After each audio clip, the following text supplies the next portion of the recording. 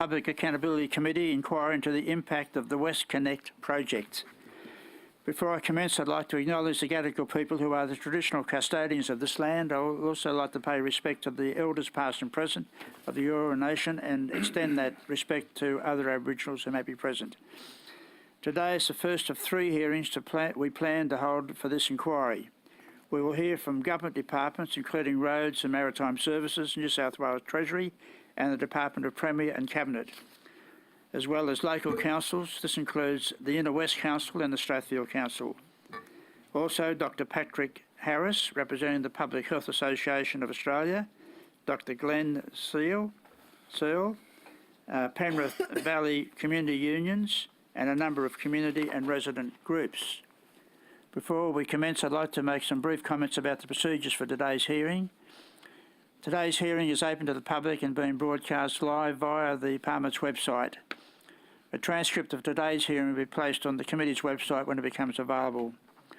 In accordance with the broadcast guidelines, while members of the media may film or record committee members and witnesses, people in the public gallery should not be the primary focus of any filming or photography. I'd like to remind media representatives that you must take responsibility for what you publish about the committee's proceedings. It's important to remember that the parliamentary privilege does not apply to what witnesses may say outside of the evidence at the hearing. And so I urge witnesses to be careful about any comments you may make to the media or to others after you complete your evidence, as such comments would not be protected by parliamentary privilege if another person decided to take an action for defamation. The guidelines for the broadcast proceedings are available from the Secretariat. There may be some questions that a witness can only answer if they had more time or with certain documents to hand. In these circumstances, witnesses are advised that they can take a question on notice and provide an answer within 21 days. I remind everyone here today that the committee hearings are not intended to provide a forum for people to make adverse reflections about others under the protection of parliamentary privilege. I therefore request that witnesses focus on the issues raised by the inquiry terms of reference and avoid naming individuals unnecessarily. Witnesses are advised any messages should be delivered to committee members through the committee staff. To aid the audibility of this hearing, may I remind both committee members and witnesses to speak into the microphones. In addition, several seats have been reserved near the loudspeakers for persons in the public gallery who have hearing difficulties. Finally, can everyone please turn their mobile phones to silent for the duration of the hearing. I now welcome our first witnesses from the Roads and Maritime Services. Could each witnessing, starting from my left, please state their name and position title and swear either an oath or affirmation. The words for both of the oath and affirmation should be in front of you. And then, would you like to make a short statement? Please keep it to no more than a couple of minutes. So we'll commence then.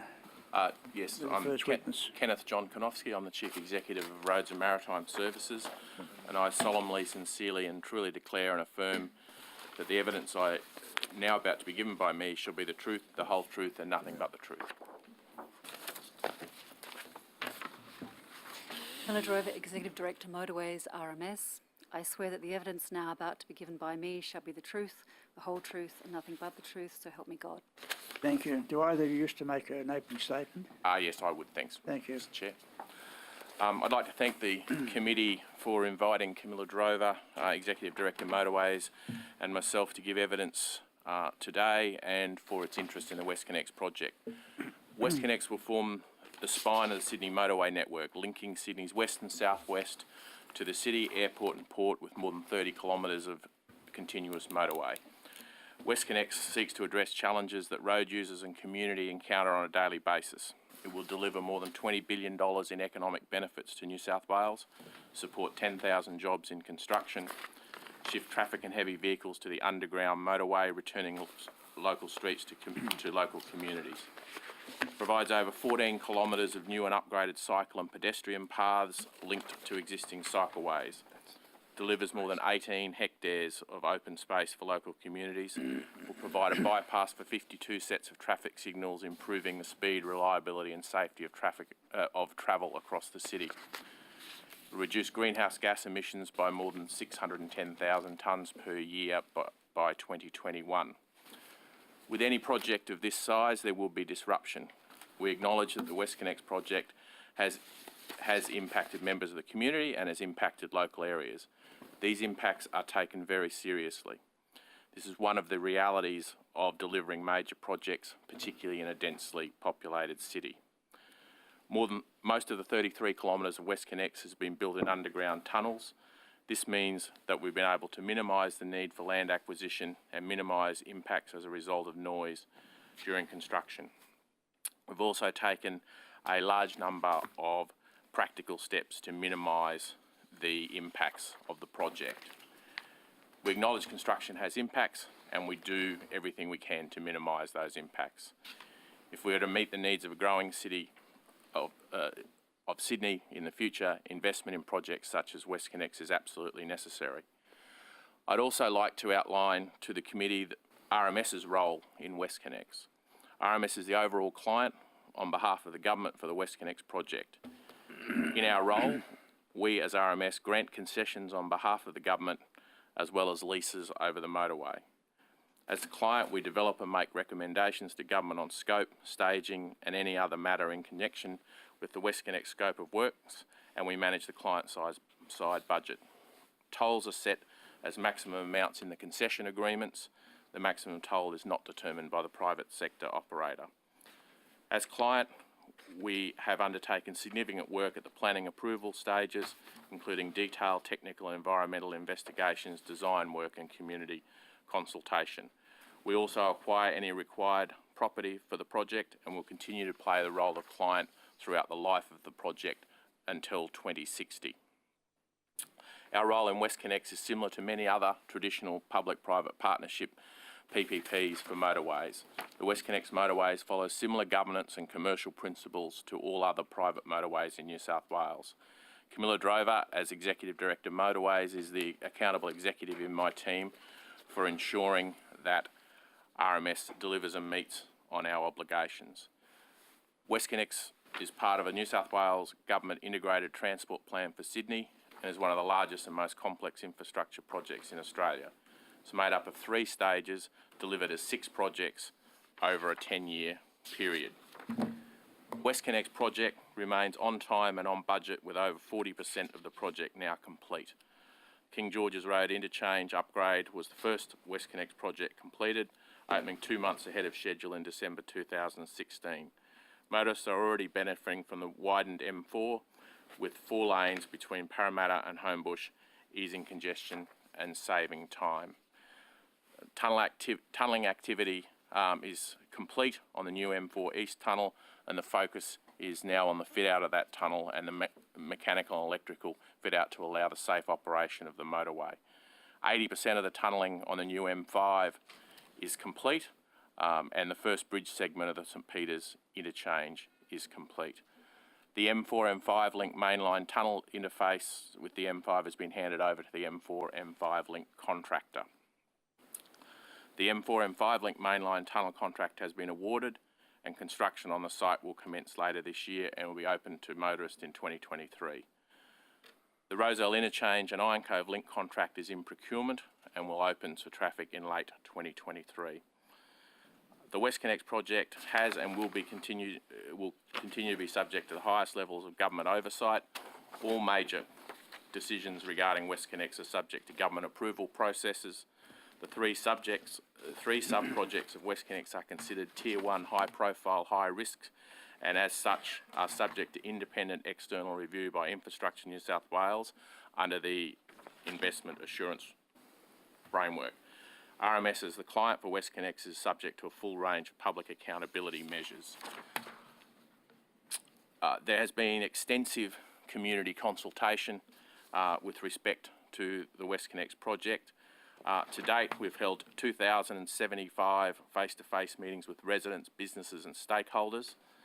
We've held over 180 community information sessions, forums and street meetings with residents, businesses and stakeholders. Carried out 3,496 door knock events with residents and businesses. Received and responded to 17,472 phone calls and 33,000 565 emails and letters. We've published and distributed work notifications, fact sheets, community updates and flyers to residents across the entire corridor. The Department of Planning received and responded to approximately 28,000 submissions in all of the EIS processes for WestConnex. The project website is regularly updated to keep the community and stakeholders informed. It currently hosts 2,277 documents documenting all aspects of the project. We've always been upfront, and when you undertake a project of this scale and complexity over this length of time, it's not going to be easy. As I stated earlier, we acknowledge that this project has impacted some local communities, and we've sought to minimise those impacts where possible, and will continue to work with the community and stakeholders over the course of the project. Thank you, and we're happy to take questions.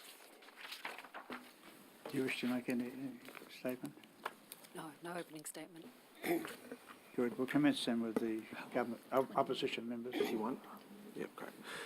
Thank you, Mr. Chair, and thank you, Mr. Konofsky. It is a pleasure to see you once more at a WestConnex inquiry in the New South Wales Parliament. Always a pleasure. Indeed, I'm sure. Since we last had the opportunity to talk WestConnex in parliamentary hearings to budget estimates, the government has indeed announced its Sydney Gateway project. What is the value of the Sydney Gateway project now? So the final business case is still in preparation, but the announced value of the project is between 2.2 and 2.6 billion. Just before we move on, do you mind just moving the longer microphone? The other one. This one? Yep, just closer to you. Okay. Thank you. And All do you mind just tabling your opening statement so we can get copies of it? Yeah, yes, sorry, absolutely. Thank you. So the announced value is? Between 2.2 and 2.6 billion. 2.2 and 2.6 billion. And, sorry, you say that the final business case has not yet been completed? Yes, the final business case is in preparation. In preparation? Mm-hmm. So that is stage 6 or 7 of the investor assurance gate process, or? No, final business case, I think, and Ms. Drover might correct me if I'm wrong, I think is gate 4. No, I think it's 3, I think. Yeah, Okay, great. It's 3 or When will it be finished? when it's completed, it'll be presented to the government for consideration. And what is the timetable for it to be completed and presented to the government for? When it's finished, it'll be presented to the government for its consideration. Well, when do you anticipate a final investment decision to be made on the Sydney Gateway? That's a matter for the government. Okay. In terms of the $2.2 to $2.6 billion, that is significantly higher than the $800 million that was flagged in the original business case and the original Infrastructure New South Wales preparation. You would agree with that? Yes, I would. The Sydney Gateway project's a very different project. Now it is. From what was flagged at that time, and that's why a decision was taken some time ago now, probably as early as 2015, to have the Sydney Gateway as a separate project, with the WestConnex project making a contribution towards When was it. that decision made? So around 2015, I'd have to take the exact date on notice. When in 2015 was the decision made by the Sydney Gateway to separate it? So I'd have to take the exact date on notice. What I can say is on the 1st of October, on the 1st of October in 2015, the WestConnex Delivery Authority was dissolved and the Sydney Motorway Corporation, a whole range of governance changes were made. What I can say is at that time, RMS was responsible for the project development of Sydney Gateway, not the Sydney Motorway Corporation.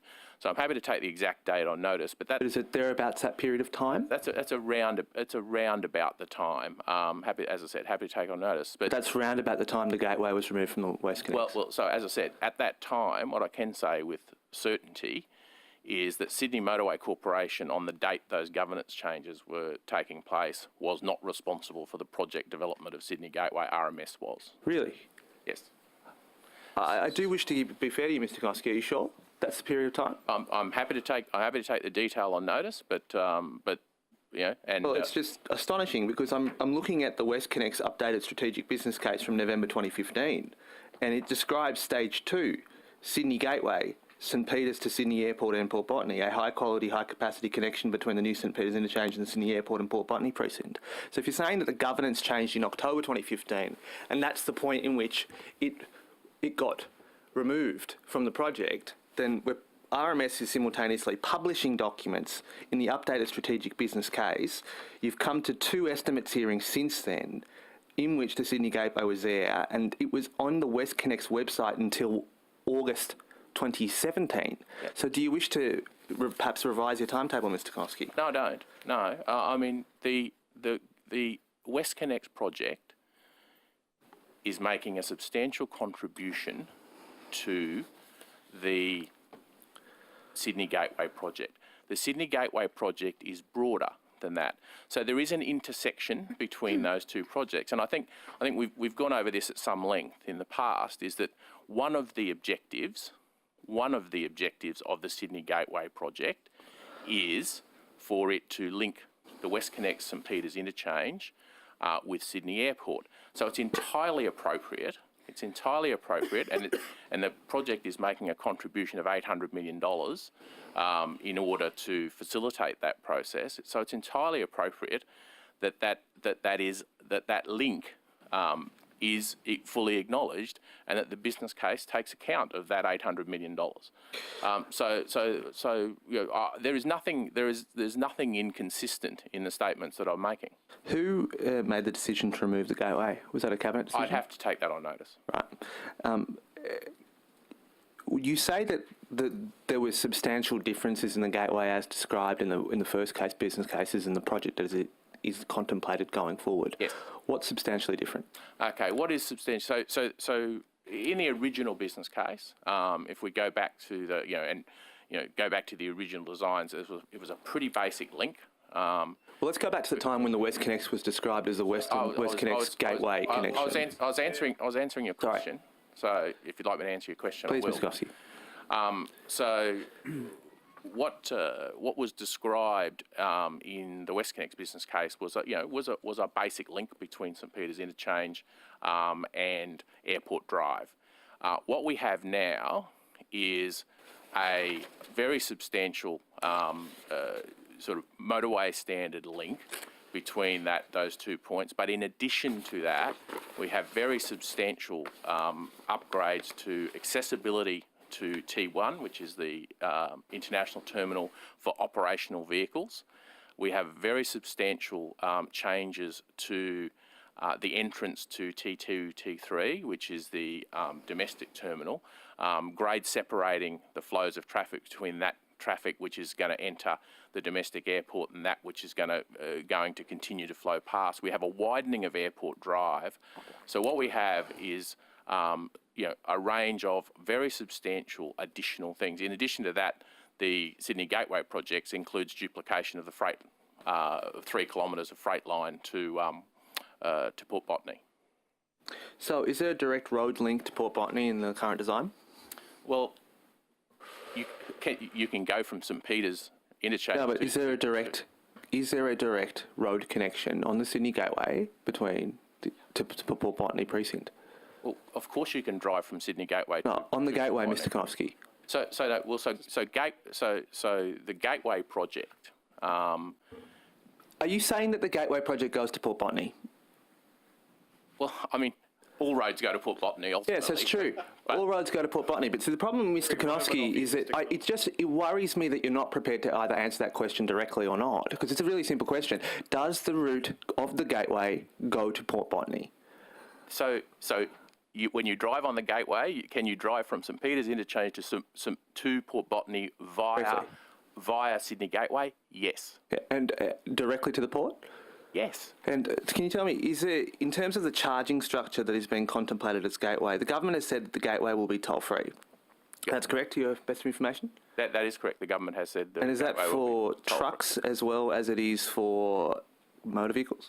That's what I would understand toll-free to mean. And are you contemplating any charging structure in the heavy vehicle industry? So the government has made its position on charging for Sydney Gateway very clear. It's a government decision. The government's made that decision very clear. Well, there will be no charging. There will be no toll on the Sydney Gateway. What about any charging structure on TEUs from the port? So so the government's made its position very clear. I'm just being There'll very. be no time. I understand, of course, Ms. Coffey, that's what the government has said. I'm just teasing out precisely, in the absence of a final business case that is public, what precisely that means. Now, I hear that you say that it's not going to be. The final business case is not contemplating any form of charging. Right. And so is the money to be, in the money I understand for the Gateway, from what the government has said, is to be funded from the sale of the Sydney Motorway Corporation. Is that correct? The precise funding source is a matter for Treasury, not for RMS. And I think you are examining Treasury officials. So, Yeah. So I mean, basically, we are allocated money in the budget like other government departments. How that money's funded is a matter for Treasury. Well, I rather just than see a matter that there's for no us. reservation been put inside Restart New South Wales or any other ones, which might, to be fair to Treasury, they may well be updating. So, I will be asking this to them. I'm just asking you, are you aware that whether it's coming from any of these sources of funds? I'm not aware of the funding source. It's a matter for Treasury. Because, of course, as your agency is preparing the final business case, are you preparing it so it complies with the Infrastructure New South Wales requirements in order to access those funds? All of our business cases are prepared in that manner. Where the government chooses to allocate the money from is really a matter for government and a matter for Treasury in terms of advice. But the business case will be prepared in accordance with the business case guidelines. And Do you have to reach a business benefit cost ratio north of 1? sorry. Do you need to have a business cost ratio north of 1? Benefit cost ratio, sorry. What I would say, as I said before, the funding source for this project is a matter for the government. What I would say in general terms is that projects that to be funded from Restart and Rebuild need to reach a benefit cost ratio of more than 1. Yes, okay. And Mr. Konofsky, is the New South Wales government putting any money into the rail line to Port Botany? So the Port Botany rail line has been announced as 100% Commonwealth funded. Okay. When do you anticipate for the Gateway the environmental impact statement to be lodged? Look, I'd have to take that on notice, but I would expect, Mr. Drover? Yeah. Probably late next year. And are you going through, in terms of the planning processes, which planning instrument will you be applying for Gateway approval? That's yet to be determined. The Gateway, because it's obviously part of it's being built on Commonwealth land, is a pretty complex. Hence the reason for the question. Planning approval, and as I said, then it's still to be determined, but it will require both state and Commonwealth planning approvals. So does that mean it has to be, Ms. Farman might be able to help me with the direct federal reference, but is it the environmental planning, the Commonwealth environmental planning and assessment? I'd have to take that on notice, but it does require, it requires both Commonwealth and state planning approval.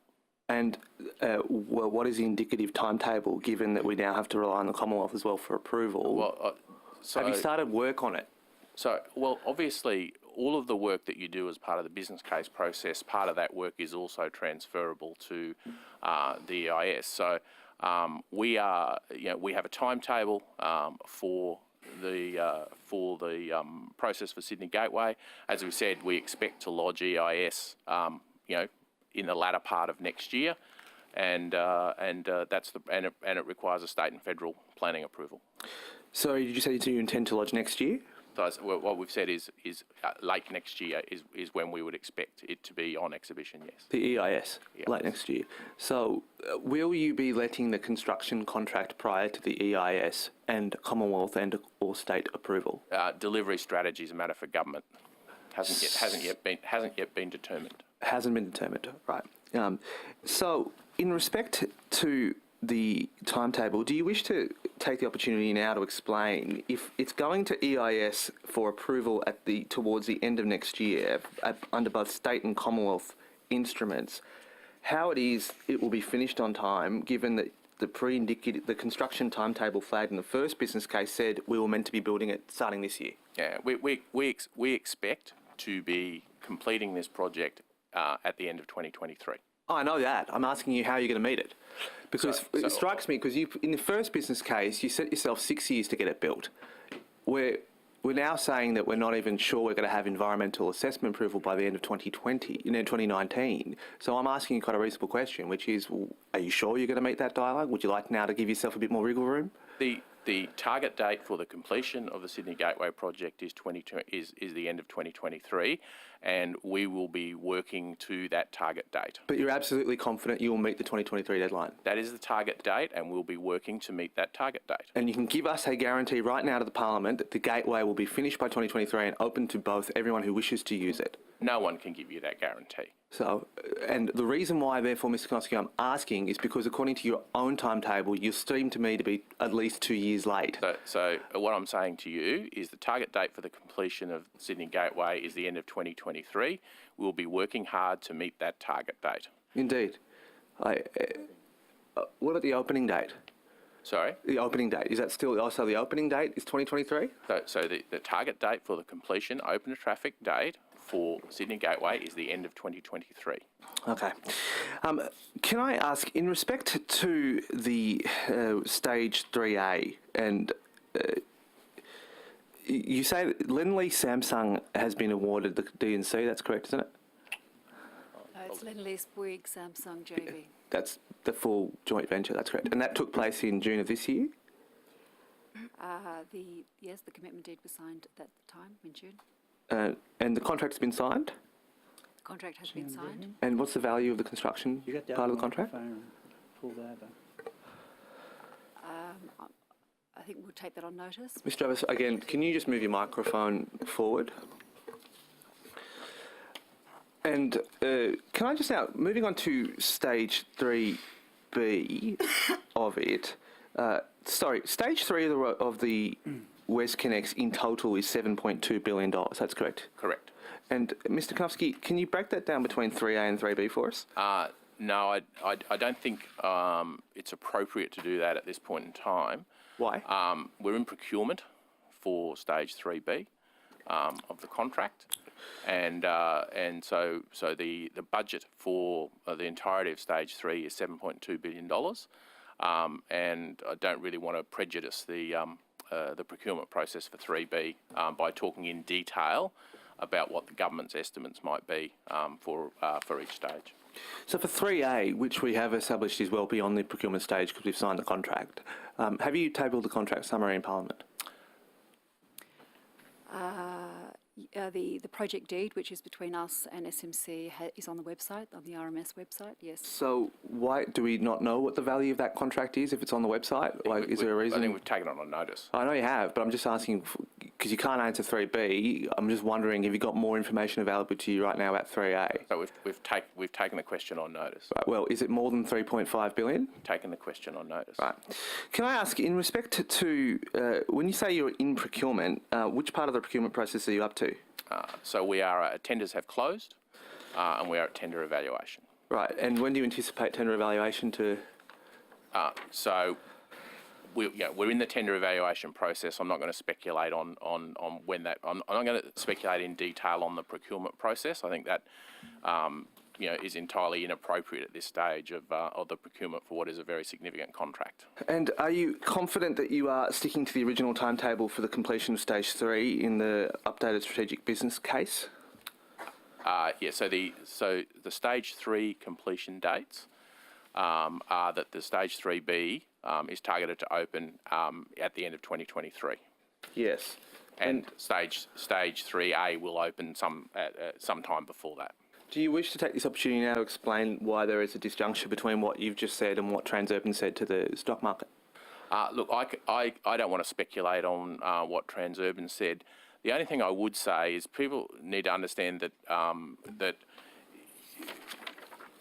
when Transurban is talking to its investors, and they can speak for themselves, but in essence, my understanding of what they were saying to the investors is, you can be confident in the investment we're making because we've been really conservative about the revenue assumptions that we've taken on board. So the purpose of that briefing is an entirely different purpose. Well, the purpose of the briefing, Mr. Konoski, is because they have continuous disclosure requirements. And whilst it is the case that what you just described is one of the things that they have to disclose to their stockholders, the other ones they have to describe is key risks. And what they do describe there as a key risk is that there is procurement risk around stage 3B. So I'm giving you the opportunity to put both their shareholders and the public of New South Wales at ease because they're saying you're running late on Rozelle. I'm asking you, do you wish to take the opportunity now to explain that you're not and why we should believe you? So what I have said, and I've been very clear, is that the target date for the completion of stage 3B is the end of 2023. That is the basis on which the contract has gone to tender, and you know, that remains the target date. Thank you. Just Ms. Drover, what was the date that you signed the Lend-Lease Samsung's Boygus joint venture contract? We don't sign the contract with the JV, SMC does, but we signed a commitment deed with SMC for that package of work on the 12th of June. And so is it the reason that you just signed the commitment deed with Sydney Motorway Corporation? Does that mean that under the General Information Public Access Act you do not need to table it according to the same timetable that is contemplated in that Act? I believe under the Act we need to publish our project deed with SMC within a timeframe after the contract comes into effect. That came into effect after financial close for the sale, which was the 27th of September. So what's your deadline under the Act? We've actually exceeded the deadline, I believe. The exact days after the contract comes into effect, I'd have to take that on notice. So has it been published in accordance with that Act, given that you've just said that you think you passed the deadline? My understanding. It has? Yes. Right, thank you. Mr. Konoski, does any of the WestConnex include smokestacks on any of the ventilation, or any of the underground tunnels? Sorry, I'm not. Ventilation stacks? All underground road tunnels have ventilation facilities, yes. Yeah, so we've received just hundreds of submissions calling for people who would like to know whether or not those smokestacks that are being contemplated are fit for purpose of ensuring that their kids aren't being exposed to excessive levels of pollution and air. There's a view that is coming strongly through all the submissions that what you've done in respect to the smokestacks is simply not adequate.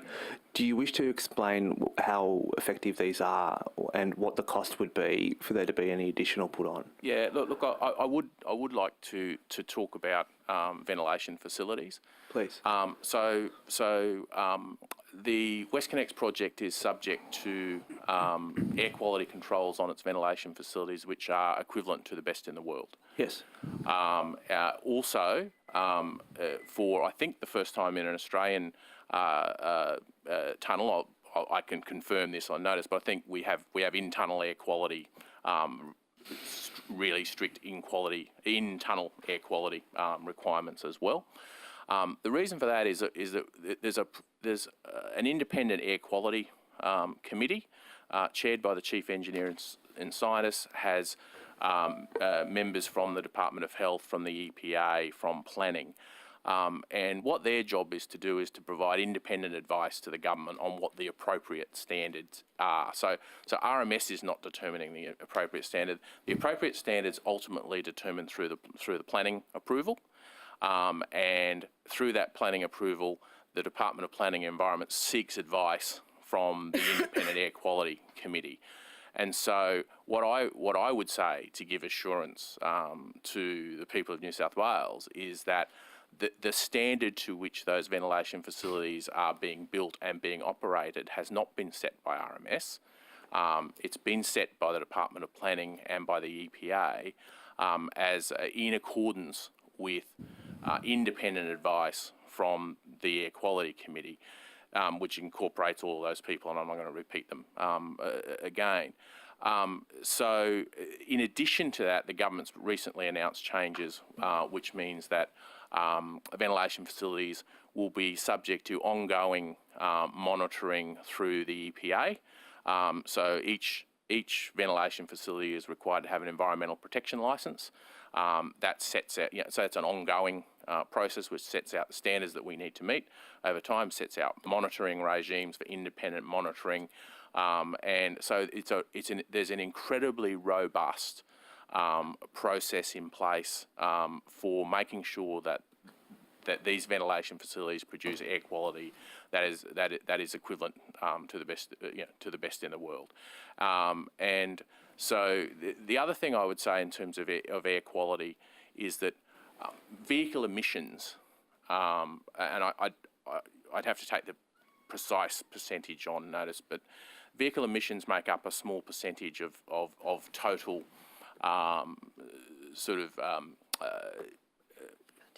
particulates that are in the environment. Wood fires far exceed, and the reason for that is since the 1970s, vehicle emissions have improved by sort of somewhere in the order of 80 to 90%, and so what you have is a situation where clearly all of those factors are taken into account by the Independent Air Quality Committee. They've provided advice to the government that they believe what we're doing is in the best interest of the people of New South Wales, and so that's how that process is set. It's much more rigorous than what the M5 and the Labor had. Oh, I'm just going to say I just appreciate the thoroughness of the answer. Thank you, Chair. The Greens. Question, we'll keep going on air quality actually for a second now that we've gone there. One of the conditions of approval for the M4 East, Mr. Konofsky, was there's a local and sub-regional air quality condition number E18 that actually suggests that the proponent must assist relevant councils in developing an air quality assessment process for inclusion in a development control plan or other appropriate planning instrument. This is to assist council when they're considering approving planning and building approvals for new developments, which I understand is going on in quite a few councils, as you can understand, along the route. Strathfield Council is one example, and we'll be speaking with Strathfield Council later. Has the RMS undertaken, met its condition under that approval? Has it assisted councils? I believe we're meeting all our conditions of approval. I'm also aware there is an air quality committee which SMC has established for both the M4 East and the M5 that works with the community and councils. So you've undertaken an air quality assessment process for inclusion in a development control plan for relevant councils, for example, Strathfield Council. The exact nature of your question, I have to take that on notice as exactly. Could you also take on notice whether you have met, because the condition also suggests that the proponent must meet all reasonable costs for the development of this process and any necessary amendments to the planning instruments. You can also take that on notice, yes, happy please. That would be great. Back to the what we were talking about, so Sydney Gateway, and when we found out about Sydney Gateway not being a part of WestConnex, Mr. Konofsky. When did you specifically learn that Sydney Gateway was not officially part of WestConnex and was going to be treated as a separate project? Well, as I said, I'll take the precise nature on notice. But what I've said previously is on the 1st of October 2015. I heard your response. Yeah, as at that date, the Sydney Motorway Corporation wasn't doing the project development for Sydney Gateway. RMS was doing the project development for Sydney Gateway. And so I think that's a pretty strong indication that that there was at least an emerging view at that time that this needed to be a different project because an emerging view. Well, so in October 2015. I'll take the precise nature of it on notice, but as we've said, Can I just, with respect, Mr. Konofsky, with respect, but I'm just going back to a terms of reference of this inquiry and the fact that we have people appearing before the inquiry to speak to a committee. One of the terms of reference is 1H, the circumstances by which WestConnex and the Sydney Gateway were declared to be separate projects in 2017. So to have to take such a basic question like that on notice. Well, I think we've talked about. To be fair, I think we've talked about the circumstances. I mean, what we've said is that that the original plan for Sydney Gateway was a very different plan to the plan that exists today. The plan that exists today is a much broader plan, and it fulfils a much broader set of objectives. the precise date on which a line got drawn in the sand to say, okay, that's the point at which that happened, we'll take on notice. But I think what you'll find is, there was an evolving view that that the project needed to fulfil a range of other objectives. As we consulted with stakeholders in that area, there was an evolving view that the project needed to do more. Konofsky, at some point that evolving view had to be communicated to things like inquiries, for example, parliamentary members who were asking you about various things. So, for example, in 2017, during the tolls inquiry, you were suggesting that you said that the gateway was part of WestConnex and it was incorporated, that $800 million was incorporated in $16.8 billion cost. That was in May 2017. You're sitting here today saying some evolving view from 2015, whereas in May 2017 you were advising a parliamentary inquiry that it was still part of WestConnex. There's absolutely nothing inconsistent. There is absolutely nothing inconsistent. There is nothing inconsistent with that evidence. The issue is, there is nothing inconsistent with that evidence. The issue is that Sydney Gateway fulfills a number of objectives, one of which is to connect the WestConnex St Peters interchange with Sydney Airport. Because of that, the WestConnex project is making an $800 million contribution towards Sydney Gateway. And so it is unsurprising that, that we talk about the two projects being linked in that way. It's an extraordinary rewriting of history, and of all of the testimony before inquiries that I've read over the last 5 years and other people have been witness to, extraordinary rewriting of history, Mr. Konofsky. It's completely unsurprising in the sense that... Possibly that's sad, it is unsurprising. In the sense that, as we've explained consistently, that the project has broader objectives. Is it linked to WestConnex? Of course it's linked to WestConnex. Consistently you've said it's a part of. I think we should just draw a line onto that. Consistently the government has said until 2017 that it was a part of. So to sit here and try and justify that it was not is... I'm not trying to justify anything. What I'm trying to say is that the WestConnex project is making an $800 million contribution to the Sydney Gateway project. 18 months ago. Mr. Chair, we might allow the witness to answer the question. I'll move on, Chair. I'll move on. So I understand in 2013 that there was a grant, I believe RMS provided a $2.5 million grant to Lend-Lease to undertake an airport access link reference design. Have you seen this document? I'd have to take that on notice. So this is between January and April 2013, you have to take it on notice. If you could also, if RMS has a copy of this document, if it could be provided to the committee. Look, I'll take that on notice. I don't know the document off the top of my head that you're referring to. I don't know its status, but we're happy to take on notice and consider what we can do in terms of the document, because I just don't know its status. Or I'm not familiar with the document. Okay, so onto the project, the cost-benefit ratio. The project business case evaluation submitted to Infrastructure Australia gave the WestConnex project a cost-benefit ratio of 1.7 to 1.9. Does that still stand? Correct. So how can you justify that ratio, cost-benefit ratio, right now, considering that was submitted several years ago? You're here saying the Sydney Gateway is no longer a part of WestConnex. It was a part of WestConnex when that cost-benefit ratio was determined, as was, I think, the Rozelle interchange.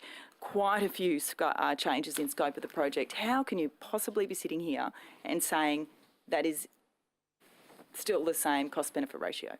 I mean, so the business case for the project was submitted and assured and put for those things, and from at that time the total cost of the project was $16.8 billion. The total cost of the project remains $16.8 billion. I've seen no evidence to suggest that there's been any material change to the amount of benefits, and so while all things evolve over time, we haven't had any change in cost. I'm not aware of any material change in benefits, and so therefore I would say that, I understand that. in broad terms, the business case is I think that the continues to connection outline the costs to and benefits. the Sydney Airport via the gateway was a critical component of that cost-benefit ratio, something which Infrastructure Australia and other bodies which have examined this have acknowledged. So given that now it's no longer a part of WestConnex, you're still standing by this cost-benefit ratio, why would you not commit to the inquiry today that that cost-benefit ratio will be undertaken again, given the changes in scope? So, well, I don't accept the premise of your question in terms of the WestConnex project. Will a cost-benefit ratio be prepared for the Sydney Gateway project? Yes, it will be on the entire cost, including and the entire benefits, including those which the costs that are being contributed by WestConnex. Of course, it will be. But I don't accept the premise of your question that we need to recalculate the cost-benefit ratio for the WestConnex project. How many changes need to be made to a project to trigger a new cost-benefit ratio being undertaken, and for that matter, a new business case being written? So I mean, obviously, there's been no change in cost, and there's been no material change in benefits that I'm able to that I'm aware of that would warrant So the doing key benefit of having that crucial connection to the airport by 2023 as part of the $16.8 billion, that critical part. And You're saying that it's now costing the government an additional $2.8 billion, so that's a critical part. Yeah, but the benefits of the Sydney Gateway project are much broader than simply connecting as we've outlined.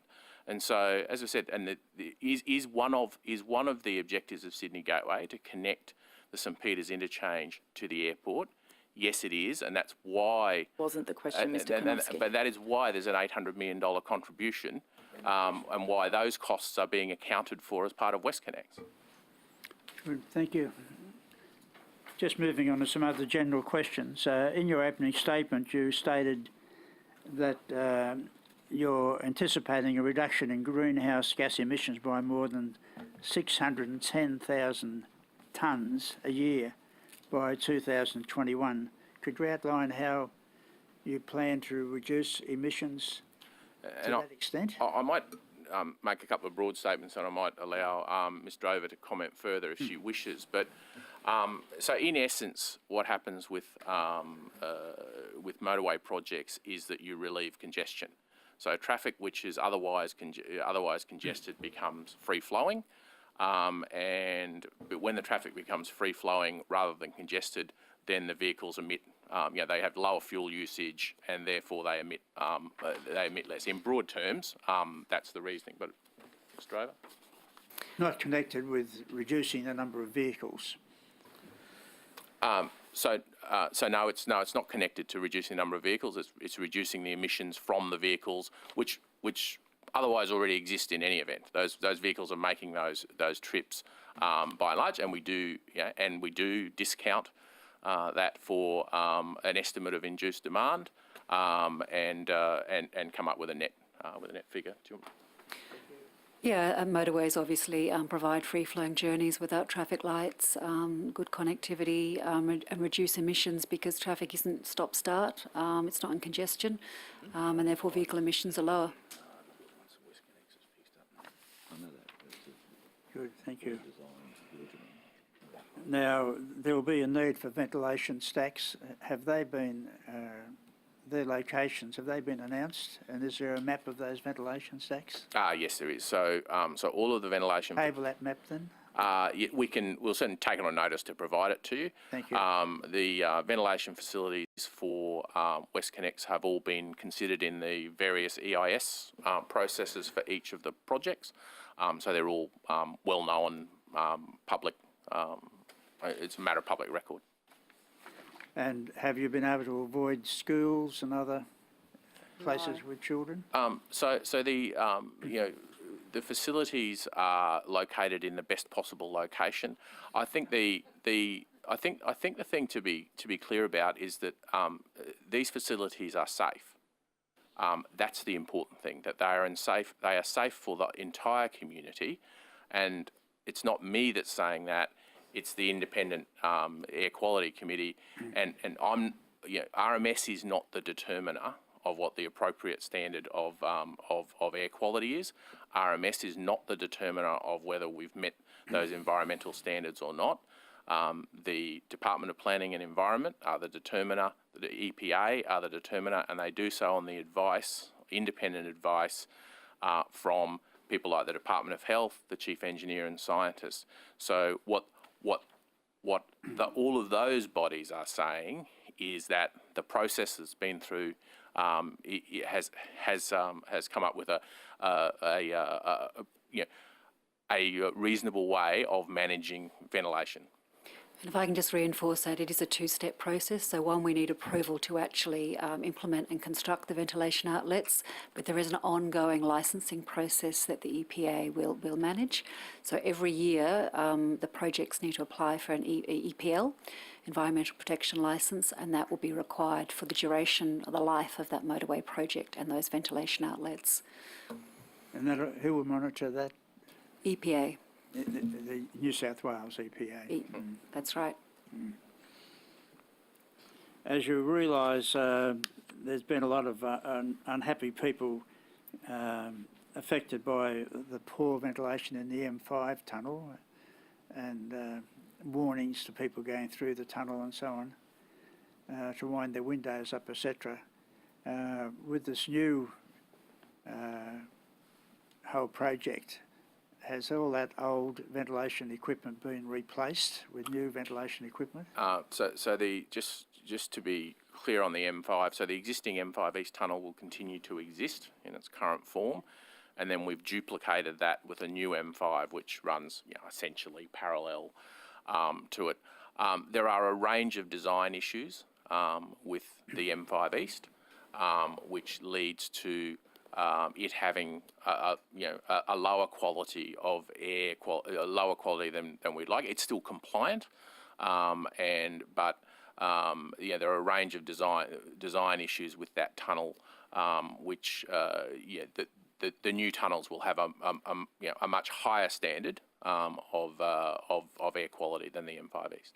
But all motorway tunnels in New South Wales will require one of those EPLs going forward, including the M5 East, and that will be required on an ongoing basis until the end of the life of that motorway. So are you replacing the ventilation system then in the M5 East?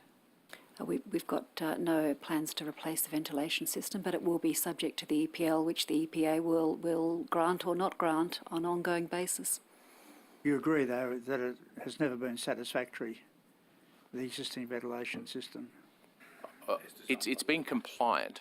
So the question is, would we design a tunnel like that tunnel today? No, we wouldn't.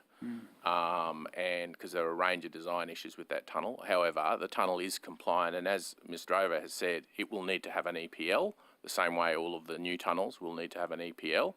And if the EPA is unhappy and believes that the air quality is not good enough, then the tunnel operators will need to take action to comply, because clearly we'll need an EPL to operate the tunnel. So you need an EPL on the vent facility to be allowed to operate the tunnel. And so it will be a matter of regulation by the EPA whether their air quality standard is high enough. So that could mean replacing the ventilation system or dramatically improving it? As I said, it's a matter for the EPA. The first port of call is, it will be the tunnel will be required to apply for an EPL. The EPA are entitled to grant that, not grant that, or put whatever conditions that they see fit on that. They're an independent regulatory body. You would agree, though, users would still be very concerned about using the M5 East in view of that, because nothing's been done for years when it was known it was not up to standard. Well, I think I take issue with the comment not up to standard. What I would say is that the air quality in the new tunnels will be better than the air quality in the M5 East, but the M5 East does remain compliant. And will be subject to the environmental assessment process. And so I think users can take some significant comfort from the fact that the operation of the ventilation facility will be subject to an EPL. Good, thank you. In your opening statement, you also stated you had introduced extensive noise minimisation measures. What were those measures? Okay. So, a range of things that we do. Obviously, we do hardship relocations for during night work and prolonged construction. So, if people are exposed to construction, then we offer them temporary relocation. We've made adjustments to the way construction shifts are undertaken to minimise disruption to residents. We've installed temporary noise barriers. We have a range of strict operating protocols for the contractor's vehicle and machinery on the site, so that it's operated in a way so as to minimise the impact on the community. We also have strict controls over the haulage routes that the trucks hauling the spoil can take, so they have to go on an approved route. And the other thing is we also have a extensive communication process with local residents that enables them to raise any concerns they have, so that we can take action. Well, I suppose the question is how quick do you take action as a result of those consumer complaints? So there's a range of processes, and Ms. Drover will provide some detail. But there's a range of processes for the contractor, for SMC, and for RMS in order for us to take action. We're required under our approvals processes to do so. Do you want to comment? Yeah, I might just give you a little bit more detail on the Stage 3 conditions of approval, which were given by the DPA for Stage 3. There's a more proactive approach for Stage 3. We're required to install noise mitigation measures ahead of construction. That's for construction noise, over and above the operational noise mitigation measures that we have to undertake as well. What's an example of that, a noise mitigation? Okay, look, it's a three-stage process. Obviously, we want to mitigate the noise at source. So obviously, all our tunnelling works are undertaken in acoustic sheds. We also want to stop the transmittal of noise to receivers or residents. So there's things like noise walls and buffers, etc. And then there's the last line of defence, if you like, is actually at the receivers' homes, businesses. And that's the architectural at treatment, noise treatments at houses, etc. So as part of the planning process, we undertake an assessment of the likely impact of noise. That is part of the planning approval. Conditions of approval are then granted by DPE associated with those noise attenuation works. When we've got the final design and we understand the construction methodology from the contractor, we actually undertake assessments. So we meet with residents and we undertake the assessments about what mitigation measures are appropriate for them. And as Ken has outlined, there are a suite of measures that we can undertake. Occasionally, some residents don't want those assessments, and some residents have actually rejected attenuation measures, but in the main, they take them up.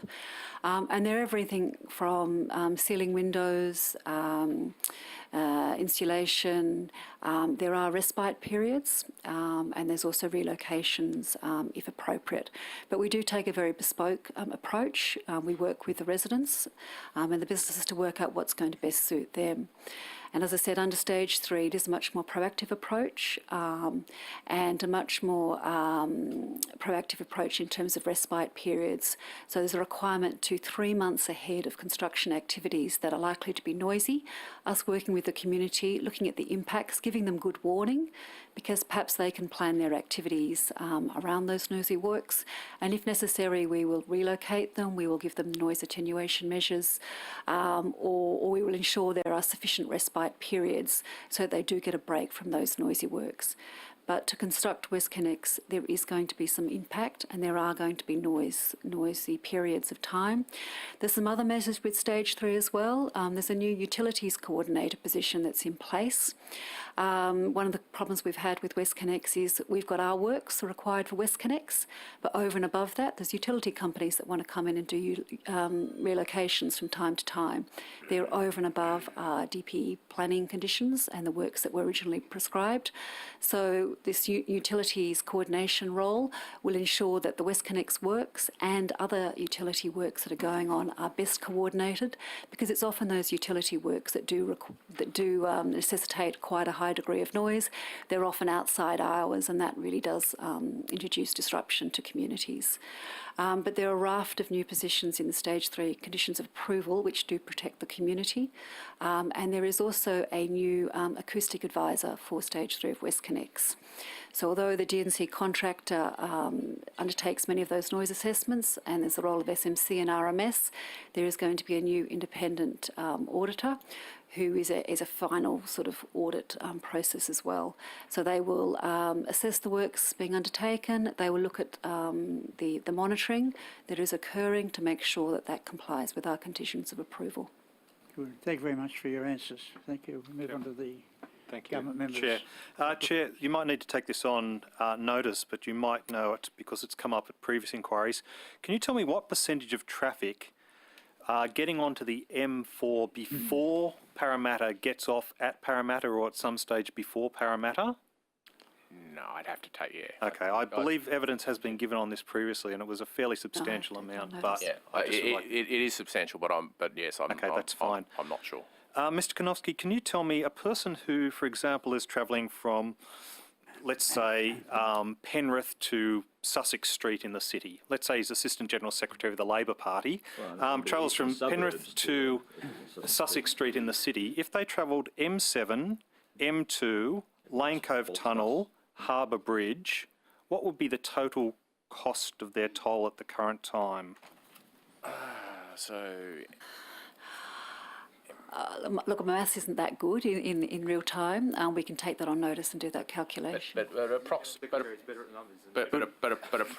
Not for the lefty, isn't?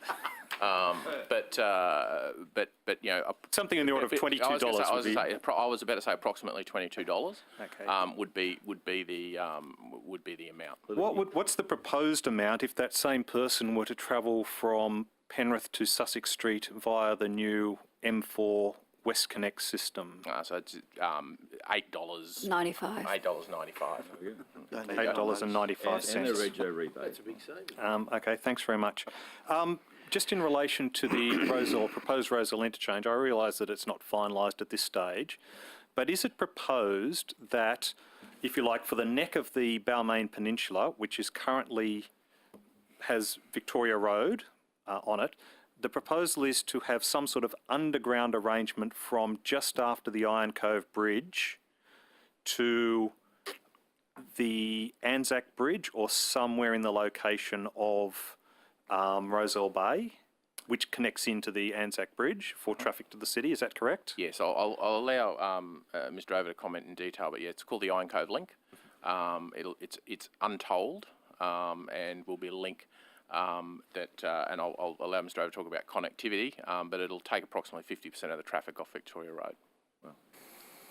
Yeah, there's probably not much more to add. It's the Iron Cove Link. It was part of the reference design for the Roselle interchange, and it's part of the stage 3 conditions of approval that were granted by DPE earlier this year. Okay, and you said it was planned to be untolled? Yes, it's not tolled. So the whole idea that people would avoid a toll on that section and do a rat run over the existing link on Victoria Road would be incorrect? Well, there'd be no economic reason for them to do so. Indeed, it'd be disadvantageous because you would have no traffic lights going that way underground, and you would have numerous traffic lights above ground. That's correct.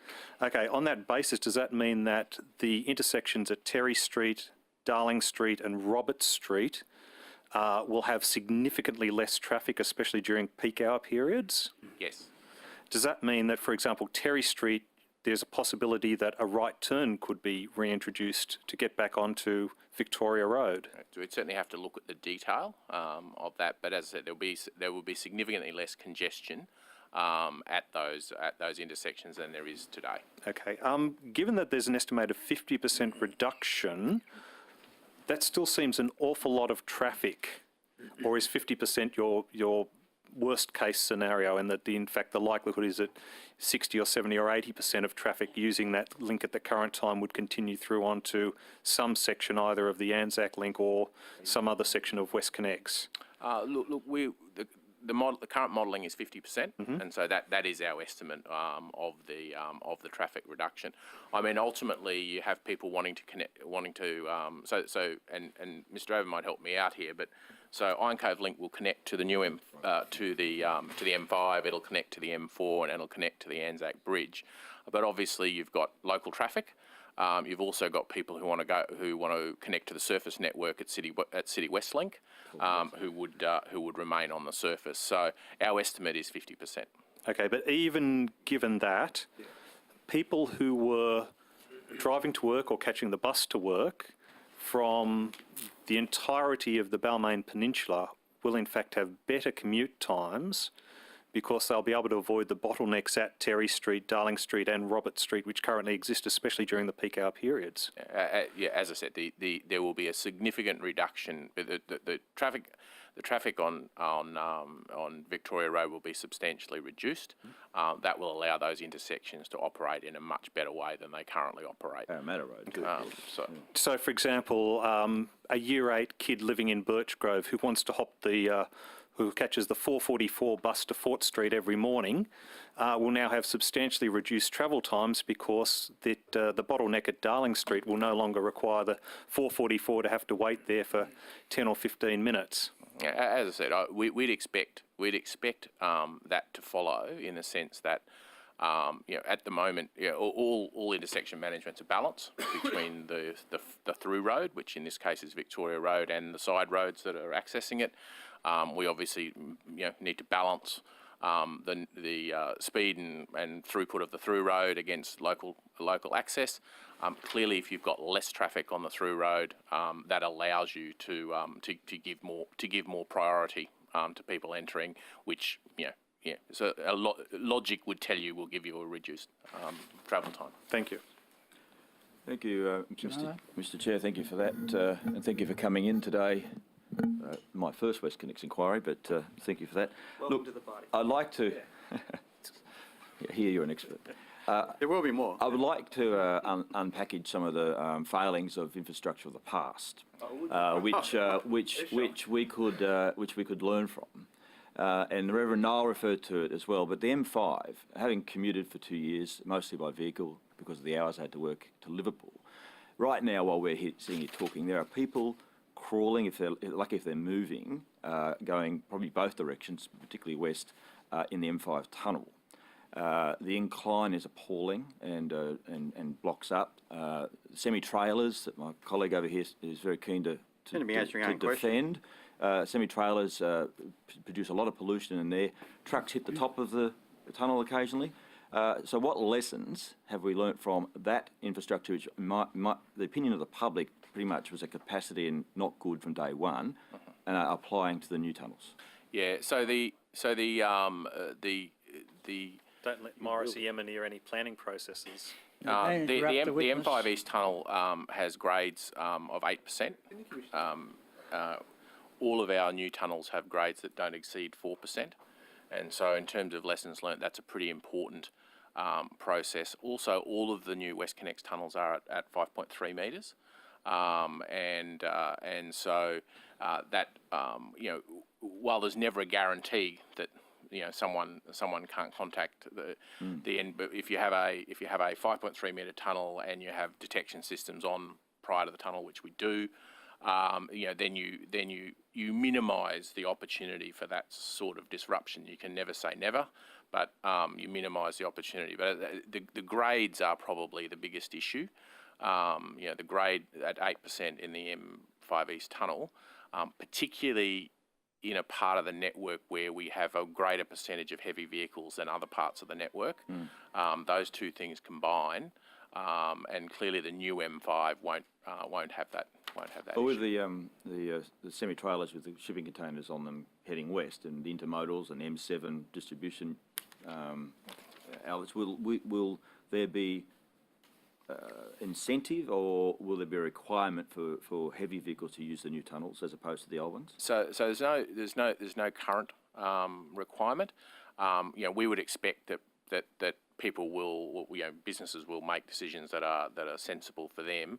And the efficiency of the new tunnel versus the old tunnel depends a little bit on your origin and destination, but we expect people, but I would expect that heavy vehicle users would take into consideration the grade issue, because clearly the grade issue is something which slows them down, and time's money for them, basically. Indeed. I was reassured to hear the requirements of the EPA around the exhaust stacks.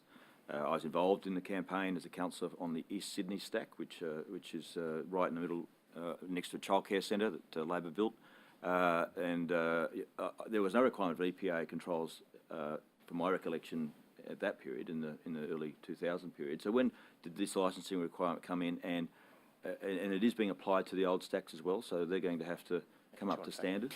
Yeah, the state government announced it in February this year. The regulations are due to come in, and they'll apply to all motorway tunnels with ventilation outlets across New South Wales. Okay. Can you move your microphone forward? I can't hear your insults. Thank you. Well, that's reassuring, and that includes the Sydney Eastern Distributor stacks. Yeah, all existing motorway tunnels. Okay, thank you for that. You talk about in your submission the employment that WestConnex has created. I've been interested in a breakdown of that. I mean, I'm astounded when I visit the site, and I live at Katoomba, so I go down the M4 a lot. The amount of subcontractors, the utes and the trucks and the fluoro vests, and I just imagine it's been a huge stimulus to the independently employed subcontractor sector. Could you comment on that? I'll allow Mr. Drover to talk in detail on employment, but clearly these are very large construction projects.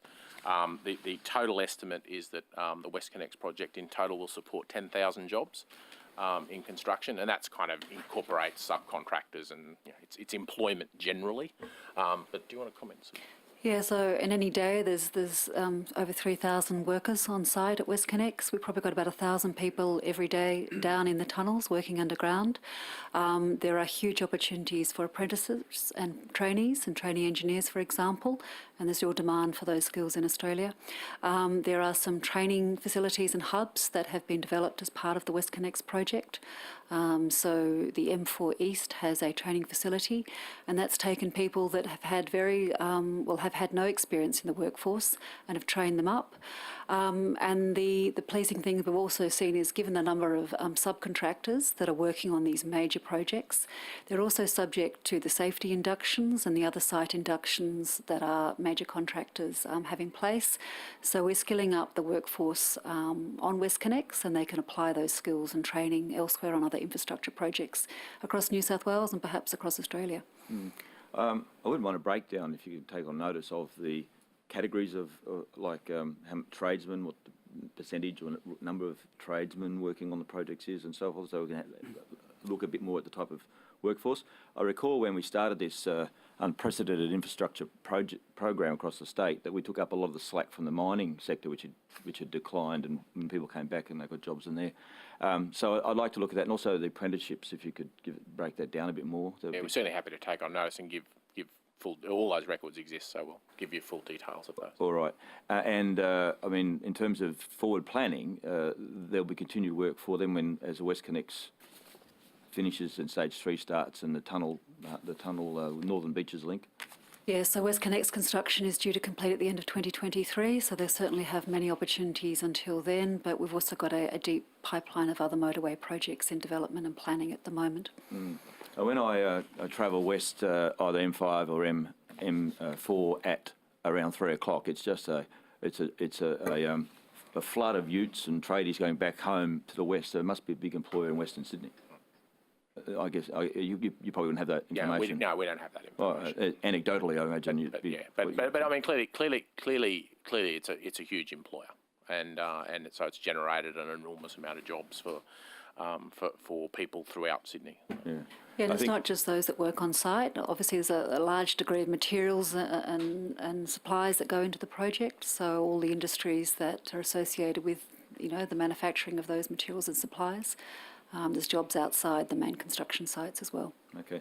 Just quickly then, could you maybe sketch how the how you talk about the economic benefits of WestConnex? I'm not talking about the construction, which we just talked about the actual forward planning. So how do you arrive at that? And maybe we'll ask that more of the Treasury people. But I'll let Mr. Over talk in there. But clearly economic benefits of job creation are taken into account. But the biggest the biggest benefits in motorway projects that make up the lion's share of the assessment are travel time savings, the economic benefits of travel time savings, which benefits all users, but particularly business users, and safety.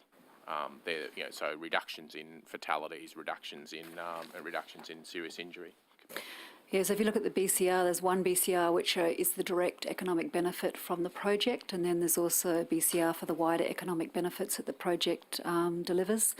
And for example, if we take traffic off the arterial road network and transfer that to a motorway project, that might free up capacity on that arterial network for more buses, more public transport, and there's an economic benefit of that. So that is counted and contributed to the wider economic benefits that for the BCR for that.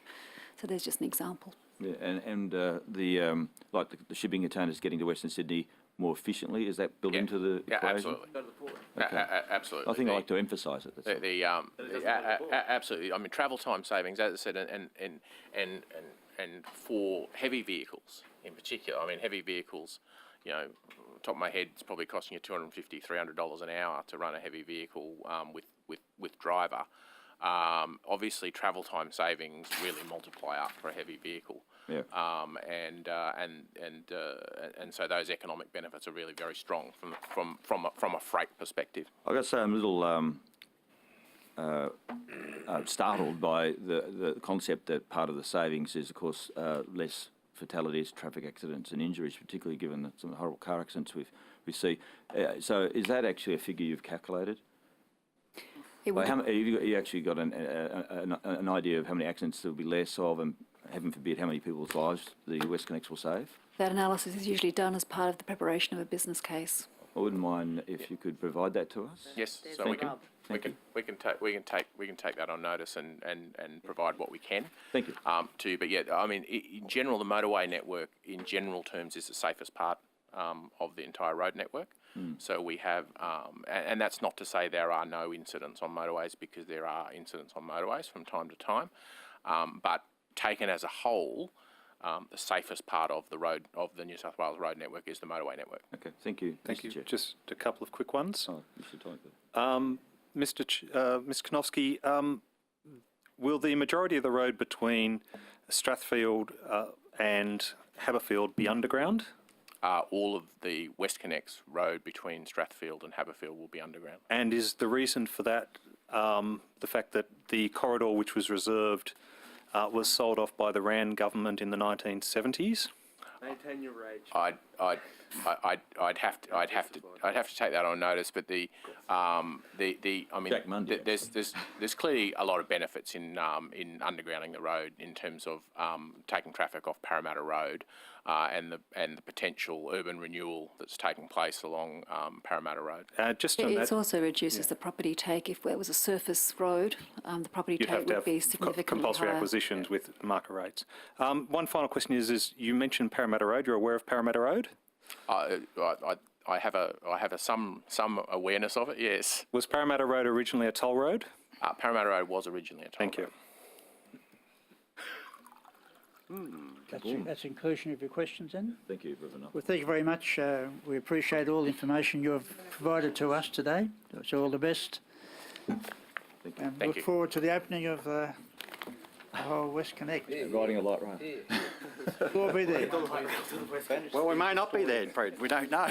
We're going to adjourn for morning tea now and resume at 10:45. Reference you to 2056, which always worries me. I know that will be 100.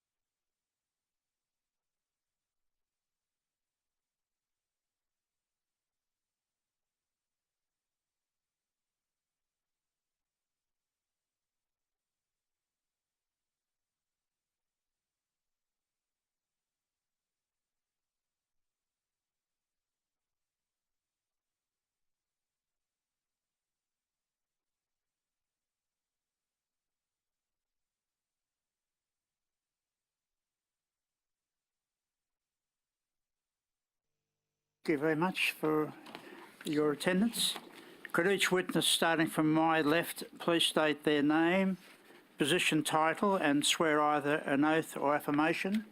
And the words are on the cards in front of you. Thank you.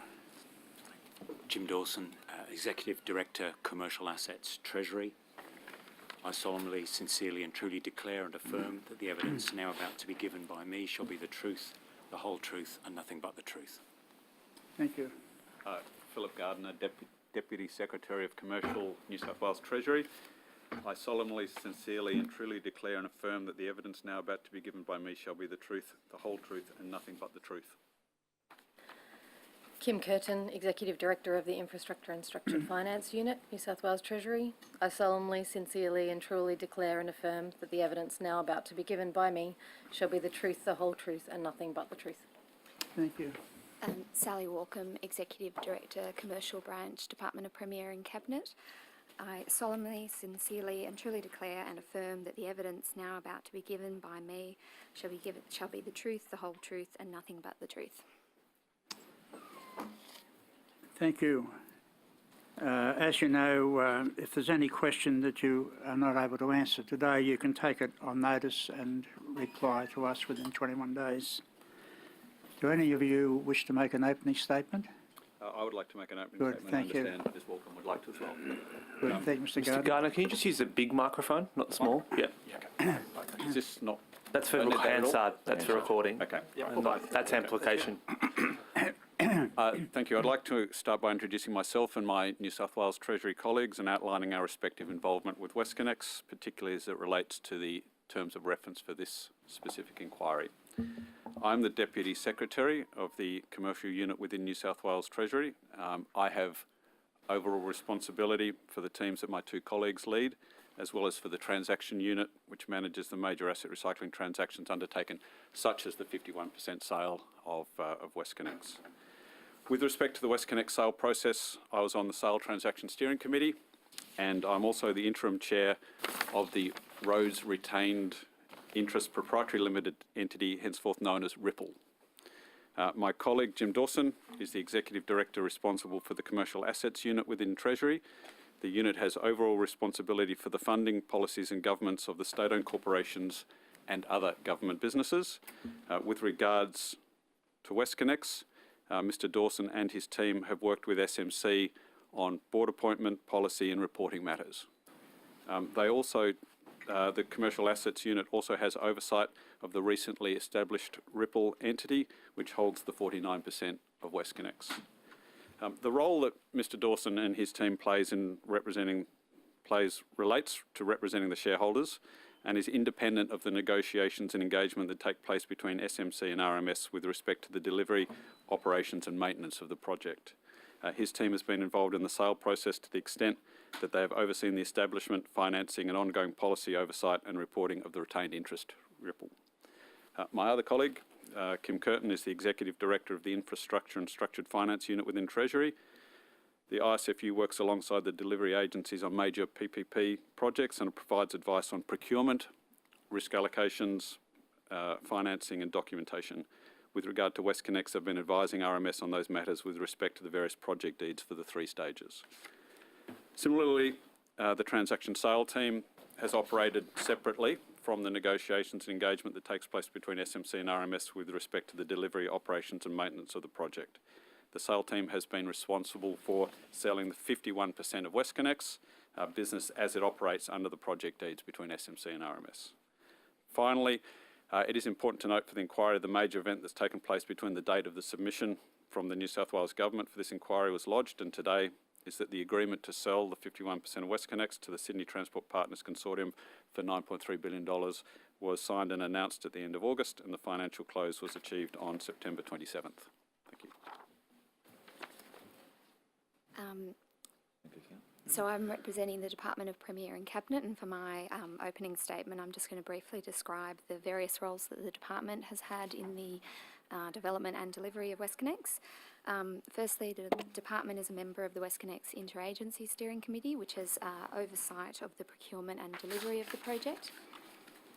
The department was also a member of the steering committee for the sale of a majority share in SMC. And as with all major projects, the department also provided advice to assist with the development of the business case for WestConnex, as well as the strategic planning frameworks which identified the need for the project, such as the state infrastructure strategies, the long-term transport master plan, Future Transport 2056, and the freight and ports plans. The department also has a role in the assurance framework for projects like WestConnex. While assurance is done independently, we are represented on the Infrastructure Investor Assurance Committee, which is chaired by Infrastructure New South Wales and considers the outcomes of independent assurance reviews, health checks and deep dives. We also participate in a number of the governance groups that report to that committee. We have also helped to develop various policies and initiatives that relate to WestConnex. For example, the department is involved with implementing the Toll Relief Initiative, which is the government's initiative to reduce the cost of living for people who are frequent users of toll roads. We were also involved in developing the motorway tunnel ventilation reforms announced earlier this year, which require additional health reports and analysis before motorway tunnels are approved, and ongoing air quality monitoring of emissions from motorway tunnel ventilation outlets. We're also currently working to respond to the capacity constraints currently being experienced in the construction sector to make sure we minimise the cost impacts of these constraints. This work is articulated in the 10-point commitment to the construction sector, which was released in June this year.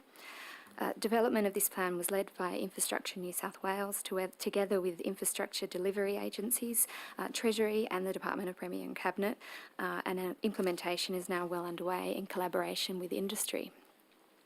Finally, as the committee would be aware, the New South Wales infrastructure program is currently at record levels, and across government departments are delivering on this program while continually looking for ways to optimise the long-term benefits of this investment while minimising the short-term disruption that we acknowledge occurs. Thank you. No other statements? Thank you very much. We'll start with questions from the opposition members. 17, thank you. Thank you, Mr Chair. And Mr Gardner and Ms Walcombe, do you just mind tabling your statements and making them available to us for copies as well? Thank you so much. Just to kick off, now that the bid is completed, I just thought I should start by just asking a couple of questions to do with the sale of the Sydney Motorway Corporation. How many Treasury officials were involved in the sale? How large was the team? How many staff? So the transaction team, I mean, the sale process was probably around 2 years long, and so there's no sort of constant size of the team, but the transaction team that runs the sale process has 8 permanent staff and between 4 and 6 contractors through the majority of the life of the transaction. Yes, and what was the total cost to Treasury of the Treasury component of the sale? I will have to take that question on notice. But in terms of the 8 staff, that included someone at the executive director level because that was reported in the Treasury annual report. Correct. That's correct? Yes. And so that person was the leader of the 8-person team. That's correct? Yes, correct. Yeah, great. Yep. And you, of course, retained advisors, did you not? We did. And what category of advisors did you retain? Yeah. So, the WestConnex sale process... Can you just mind moving the microphone forward, please, Mr Gardner? Yep. Yes, the last one. Yeah. So the WestConnex sale process had a lot of very specific features with all our transactions, all decisions regarding the types of advisors the transaction needs rests, with the steering committee, which is charged with acting in accordance with the overall transaction objectives. The advisors we select, the process is overseen by a panel that includes staff with procurement and probity perspectives. So in addition to most of our transactions, we have a core group of advisors across probity, legal, financial and tax and accounting. Sorry, probity, legal... Financial, tax and accounting. Is that financial... Financial advice. And is tax and accounting separate to financial? It is. Yep. Correct.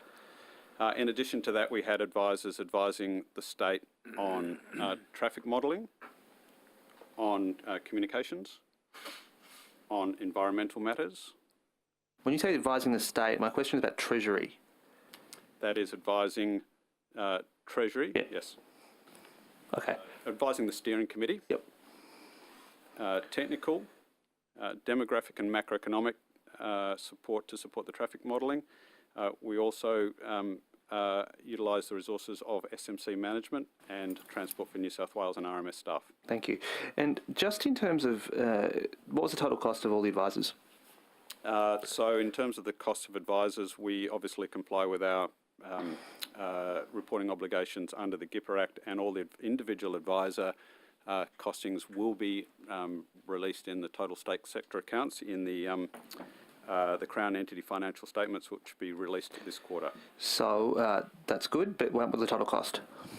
I will have to take that on notice. So you retained, in terms of your legal advisors, who were they? Allens. And your financial advisors, were they Goldman Sachs? They were Goldman Sachs. And your communications advisors were Newgate? Correct. Per Public Relations? And your tax and accounting advisors were? PwC. PwC, great. And how much was Goldman Sachs paid? The total for Goldman Sachs is approximately $15.5 million. $15.5 million for them. And Allens? I'd have to take that on notice. And what about Newgate? I'll take that on notice. Okay, thank you. You undertook in the sale process investor roadshows, that's correct? That's correct. How many? Well, not me personally. Not me personally, but the bid team did, yes. Treasury did. Yes. Yeah, how many? There were one individual from Treasury. No, how many trips? How many roadshows? One international roadshow. Yep. And how many people went on it? One individual from Treasury and two from Transport for New South Wales, and two of our financial advisory staff. And the two financial advisors, which were from Goldman Sachs, did they pay their own way, or did we have to pay it for them? The cost of that is borne out of the proceeds from the transaction. Where did they go? I'd have to take that on notice. Okay, and you place advertisements in international publications, that's correct? That's correct. Which ones? Again, I'd take that on notice, but domestically, the Australian Financial Review was one. And the Financial Times was one? I'll have to take that on notice. And how much was the cost? I will take that on notice. Okay. Moving forward, now that the sale's completed, will Treasury be releasing the base case financial model? I asked this of your previous Deputy Secretary at the tolling inquiry, and she made the point then that it was subject to a sale process, so we're keeping it confidential. Now that it's finished, the base case financial model, which describes how much money will be earned by WestConnex through its life, is that going to be public now? No. Okay. And what are the reasons for it to remain private? The primary reasons for keeping any aspects of the financial bids, the base case financial model, or nature of the bids in the transaction private is that information can be used to baseline bids in other competitive processes, whether it's capital project procurements or sale transactions. That information is commercial in confidence to the bidder party. So it's Treasury's view that the base case financial model will now stay confidential for at least 50 years, 42 years remaining on the toll? Yes. Yes. And that is, you're saying it's because it will create risk in construction things. Are we seriously suggesting that a construction company wouldn't be able to figure it out, given Transurban has committed to publishing the traffic volumes? Well, the base case financial model includes a lot of very specific information around... Which is part of the reasons why people would like to see it, Mr. Gardner. I understand that, and it's part of it's the principal reasons we don't disclose it are the reasons that I set out. But the take-home is that Treasury does not feel that the base case financial model should be public and it should remain private. That's correct. Yes. Moving forward, let's go talk about the Roads Retained Interest Proprietary Limited. When was that company established? I might hand that to Mr. Dawson. I would need to take that on notice. Sorry, excuse me. It was established in the period immediately prior to the announcement of the transaction. So within the last 2 months. Exactly. That's right. And this would all be public because you'd have to presumably file this with ASIC, yes. The registration. Yeah. Roads. My back of the envelope maps tells me that if the 51% equity stake is worth $9.8 billion, then Roads Retained Interest Proprietary Limited must be worth $9.41 billion. Is that approximately a valuation that Treasury would agree to, or you can't tell us? We would not be able to confirm that. I mean, it'll be a matter for our budget and state accounts. But you would agree with me that... To determine the appropriate value of that asset on the state's balance sheet. And actually, now that you ask it, where will that be reported, the state's interest? Which budget instrument will it be? Would it be in the budget papers? It is held. The shareholder, the sole shareholder for the Road Retained Interest Proprietary Limited Company is the Treasurer. The financial results would be reported as part of the Crown results presented to Parliament. Thank you. But you would agree with me that it is likely to be a massive publicly owned asset, that's correct? In terms of the state-owned corporations, in terms of market value or treasury valuation, it would be on towards the more valued, highly valued one. That's probably a correct statement, yes? It is not a state-owned corporation. It's Corporations Act Proprietary Limited Company, but it would hold as holding 49% of the WestConnex business. It would be a sizable. Why is it not a state-owned corporation if it's worth more than $9 billion? State-owned corporations. State-owned corporations operate businesses. The Road Retained Interest Proprietary Limited is retaining an interest in an investment in a vehicle. It's an investment holding company. It doesn't run the operations of a business. Yes, but it owns a massive public asset. Yeah, but if I look at all the state-owned corporations, they actually run businesses. Okay. So Sydney Water runs Sydney Water, Hunter Water runs Hunter Water. Road Retained Interest Proprietary Limited owns 49% of the WestConnex. Is it subject to the Treasury Commercial Framework? It is subject to certain components of the Treasury. Which ones? The reporting and monitoring framework. Yep. So this is the monthly or the quarterly reports? It requires a range of reporting. Yep. There is an exception to that around capital project reporting because the capital projects will be reported through RMS and transport. It is subject to the board governance policy and also to the financial distributions policy. Okay, well, that's interesting. Let's talk about the first aspect. Who are actually the board directors of Ripple? The board directors, probably best to think about them in sort of three waves, if that makes sense. Well, let's just start with the names. Well, when the company was first set up, we needed a director to actually create the company. Mr. Gardner, congratulations. Mr. Gardner was appointed at that time as director and interim chair. We then looked at having continuation of... So, Mr. Dawson, I just have limited time. Okay. It's a really straightforward question. Who are the board directors? The board directors today are Mr. Gardner, Peter McVean and John O'Sullivan. And on notice, can you provide us the biographies of the three board directors? Is Treasury intending to expand that board, shrink that board? And you are? Yes. When? In about 2 weeks, 3 weeks' time. Right, and is it being expanded? We will take directors who are currently on Sydney Motorway Corporation and transition 2 of those directors to the Road Retained Interest. John Cooper, currently chair of SMC, and Cameron Robertson. Right, and Ripple has 2 board seats on the Sydney Motorway Corporation. Has 4 board seats on Sydney Motorway. 2 today, Mr. McVean and Mr. O'Sullivan. Yes. I'm stepping down as from any capacity as a director of Ripple at the end of this month, so there'll be ongoing 4 directors of Ripple on the state side. So now to the financial distributions policy that you made reference to, what requirements are they going to be subjected to pay dividends to the public? They will receive, the company itself will receive dividends from the WestConnex business, and they will only retain funds within the entity itself to the extent that it has ongoing expenses. Well, when do you anticipate Ripple will be paid a dividend? That is not an issue for Ripple. When Ripple receives money, it will pay a dividend. Well, that's obviously true. I'm asking, when will Sydney Motorway Corporation be paying its shareholder, 49% Ripple, a dividend? That is a matter for Sydney Motorway Corporation or WestConnex. Well, see, the problem is, though, Mr. Dawson, is that the Treasurer has said publicly that 50% of the dividends to be received from WestConnex will be paid into a community fund that will then be allocated to public by way of public competition. So, given that Treasurer made such a song and dance about this in his budget and the enthusiastic embrace of government members today, it's a really straightforward question. When will that money flow? When is this dividend funding meant to be allocated to the groups that are waiting for it? So the dividends will flow when the business is in a position to pay those dividends, which will be a function of the time and cost to completion of the project. There are requirements set up in the investor agreement between the state, between the Ripple entity and the joint venture partners, that they are required to pay a minimum level of dividends back to the state when it's due. Well, when is it due?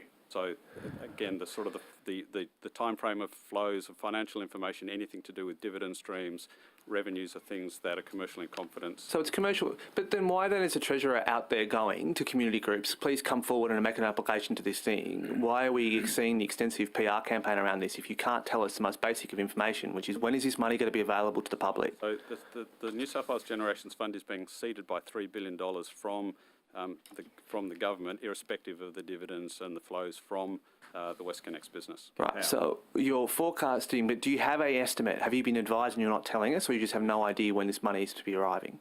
Yeah, look, as part of the sale process, the preparation and the understanding of the economics and financial aspects of the sale process, we do extensive amount of modelling on the cash flows and the financing of the business. And so, yes, we've done that. But again, they're just forecasts based on a lot of very difficult to forecast variables, traffic numbers, cost base, time to completion, cost of completion, the cost of funding in the businesses.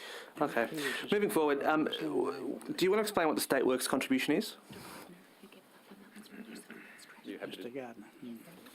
So the State Works contribution is the component of the cost of funding the construction of Sydney Motorway Corporation, of WestConnex, that is in excess of the equity value of the business.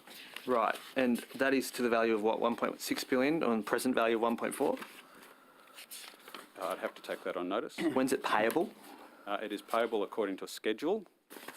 Yes, and that's embedded in the State Works deed. Indeed. That's part of the overall project deeds. And that's when? That's commercial in confidence. So we're paying an additional $1.4 billion in addition to the equity share, because this is what Transurban says. The State Works contribution is a capital contribution for Stage 3A to be provided by RMS. This is separate to the New South Wales Government's 49% share of the equity funding commitment for Stage 3A. It's equivalent to the nominal amount of 1.6.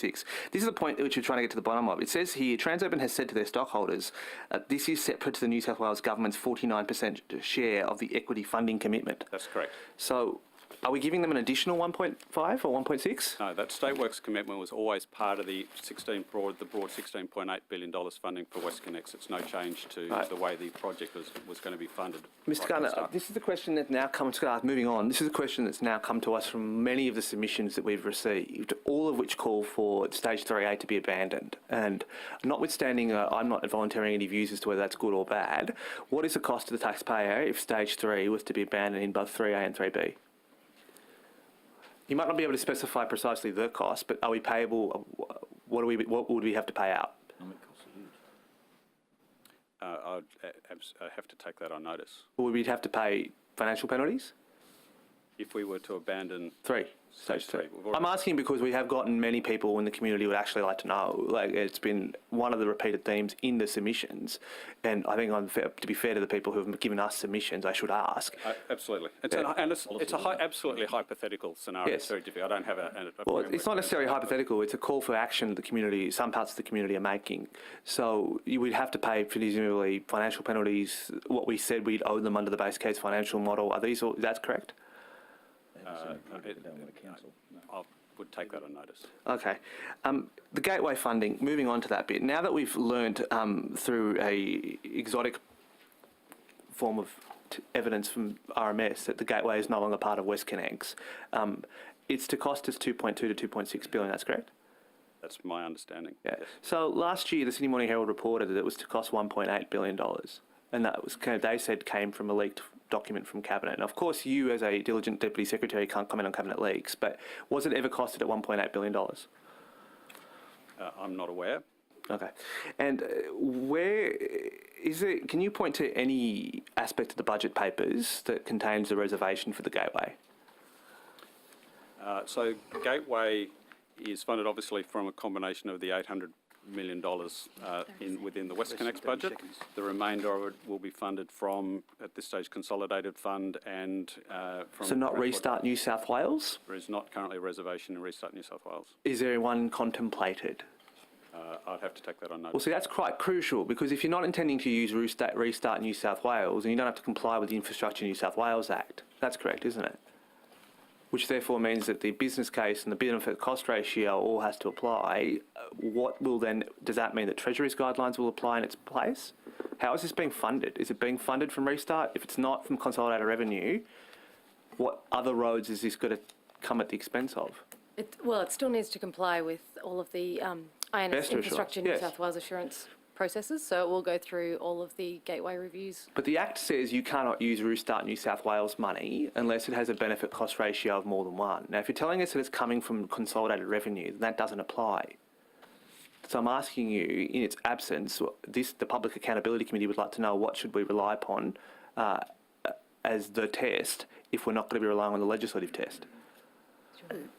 That's correct, that the Infrastructure New South Wales Act requirements wouldn't apply, but nonetheless, a business case is still being prepared. Yes, Treasury guidelines would apply, presumably. Yeah, it will still need to comply with the business case guidelines. It will still need to go through all of the gateway reviews that are done by or independently through Infrastructure New South Wales, and then when the final business case is complete, government will make a decision. But is the reason why the Act is not applying is because you're of the view that it will never pass the benefit cost ratio of more than 1?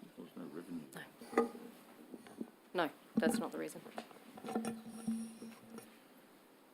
Chair.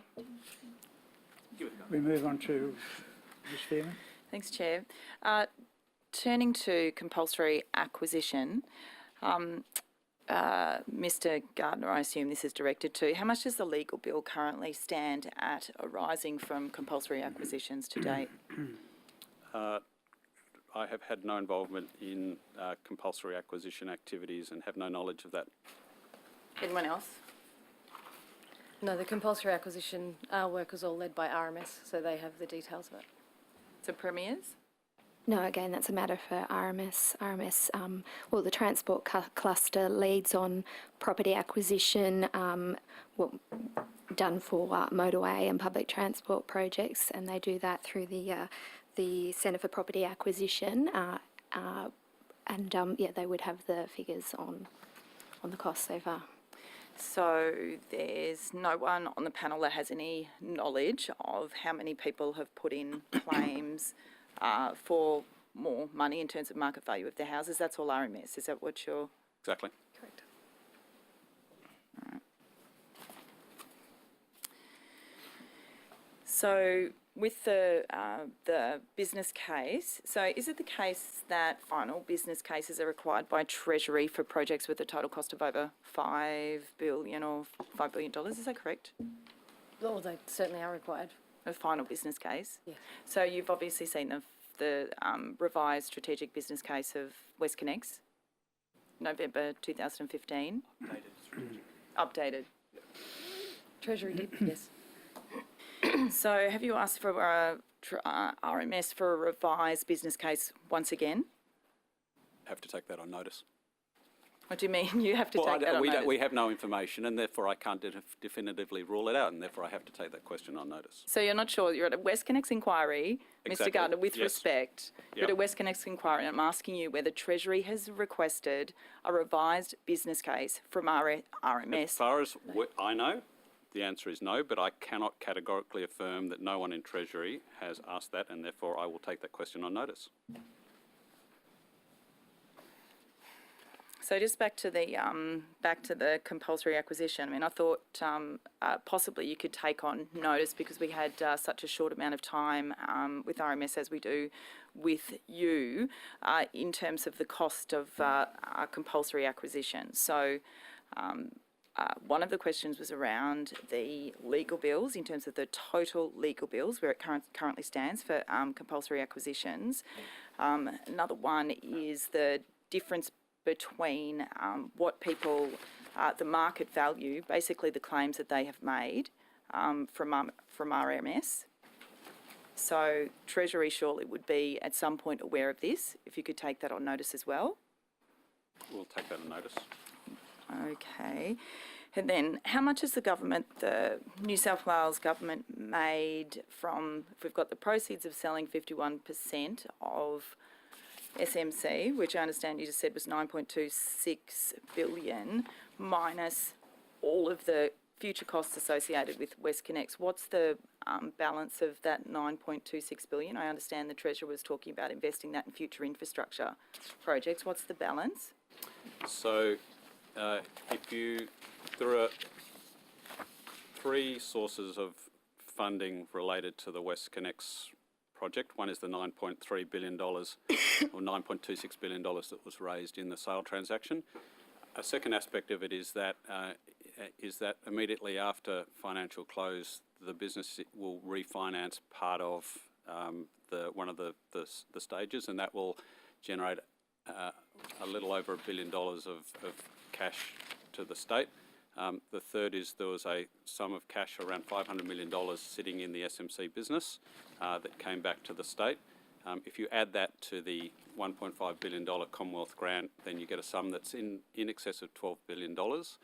The state was, the $16.8 billion was a total cost of the delivery of WestConnex.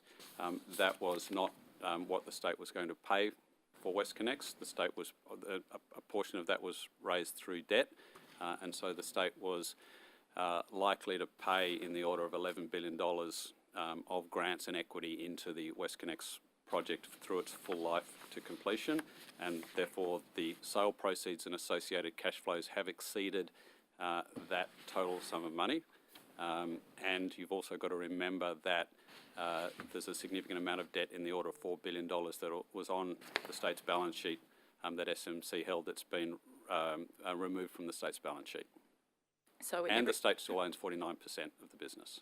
So what's the final figure then from all of that when you take out all of the costs associated with constructing WestConnex, all of the costs associated with it? What is the, I noticed the Treasurer the other day was talking, I think, several billions for infrastructure, schools, hospitals, what have you. What is that figure? What is Treasury saying that figure is? I don't have that exact figure, but it is some combination of the amount of cash that's left over.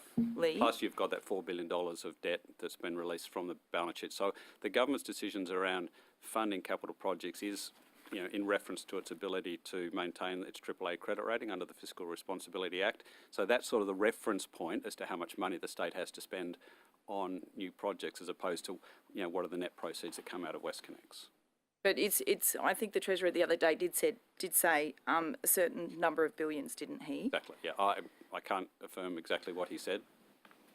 Right. So considering we've had, you know, hundreds of people, the committee was just talking before about the amount of submissions received, the impact on residents. One of those things that we have had submissions about, we're yet to hear from them, is of course how people have felt absolutely ripped off in relation to compulsory acquisitions. Wouldn't it be fair for, if there are billions left over from the sale, the 51% sale, to look at whether there can be a fairer compensation for many of these families and people who have missed out? Some, as we know, an average of 200 to 300,000. If the government has billions of dollars that they're looking at investing in schools, hospitals, infrastructure, surely the first thing is to ensure that everybody is adequately compensated for the sale of their properties. Order. Mr. Chair. Point of order. Point of order. My point of order is in two parts. Firstly, as Mr. Gardner has made clear earlier, compulsory acquisitions are a matter for roads and maritime services, and so it's inappropriate to ask that question to Mr. Gardner. Secondly, she's asking for a view of policy, and it's deeply inappropriate to ask a public servant about a policy decision of government or a potential policy decision of government. Just to the point of order, Mr. Chair. It's been long-standing practice in public servants who feel that they cannot answer that question simply answer by going, it's a matter of government policy. And that's a normal procedure. And we heard Mr. Konofsky do it multiple times this morning. But to the first part of my question, the first part of my point of order, and that is it's an inappropriate question to this public servant in the first place, because he has no role and his department has no role in compulsory acquisitions. On that point, Mr. Chair, Treasury is a central agency that's capable of providing general advice, and I interpreted the member's question to be more along the lines of Treasury's advice in that respect. I'm sure the witness is quite adequate in answering whether he's able to answer the question or not. So we'll leave it in your hands. The answer to the question, respectfully, is that I'm unable to answer that question. It is a question for the government. Yep, no worries. I mean, the issue we have is that we have, you know, we'll probably try to get ministers before this committee, but we won't probably be able to achieve that. Thank you again for appearing before the inquiry. Ms. Walcombe, in your statement, you talked about the development of the business case for WestConnex. Is it possible to have that business case tabled? Is it a document? There's a summary of the business case on the WestConnex website.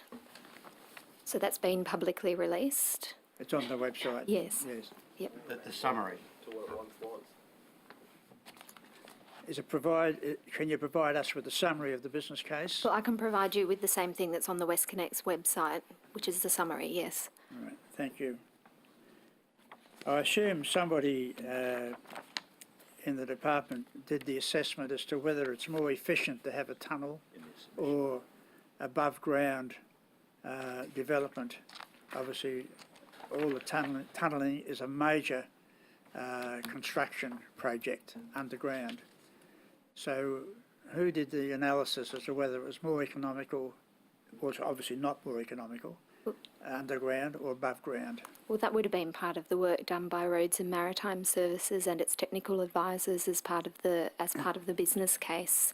But as we heard from Roads and Maritime earlier, tunnelling underground significantly reduces the construction impacts and also the property acquisition required. So that would have been, that said, you're right, it's more expensive, and so that those issues would have been weighed up in the business case.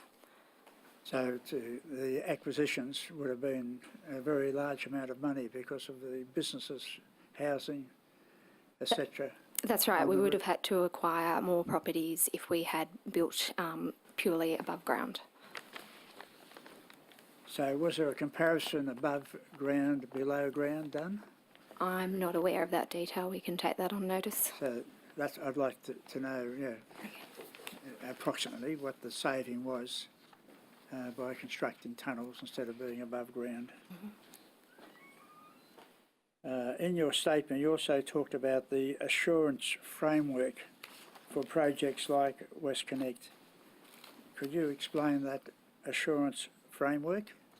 Certainly. So the Infrastructure New South Wales administers the Infrastructure Investor Assurance Framework, and it's a tiered risk-based approach to investor assurance of infrastructure above $10 million.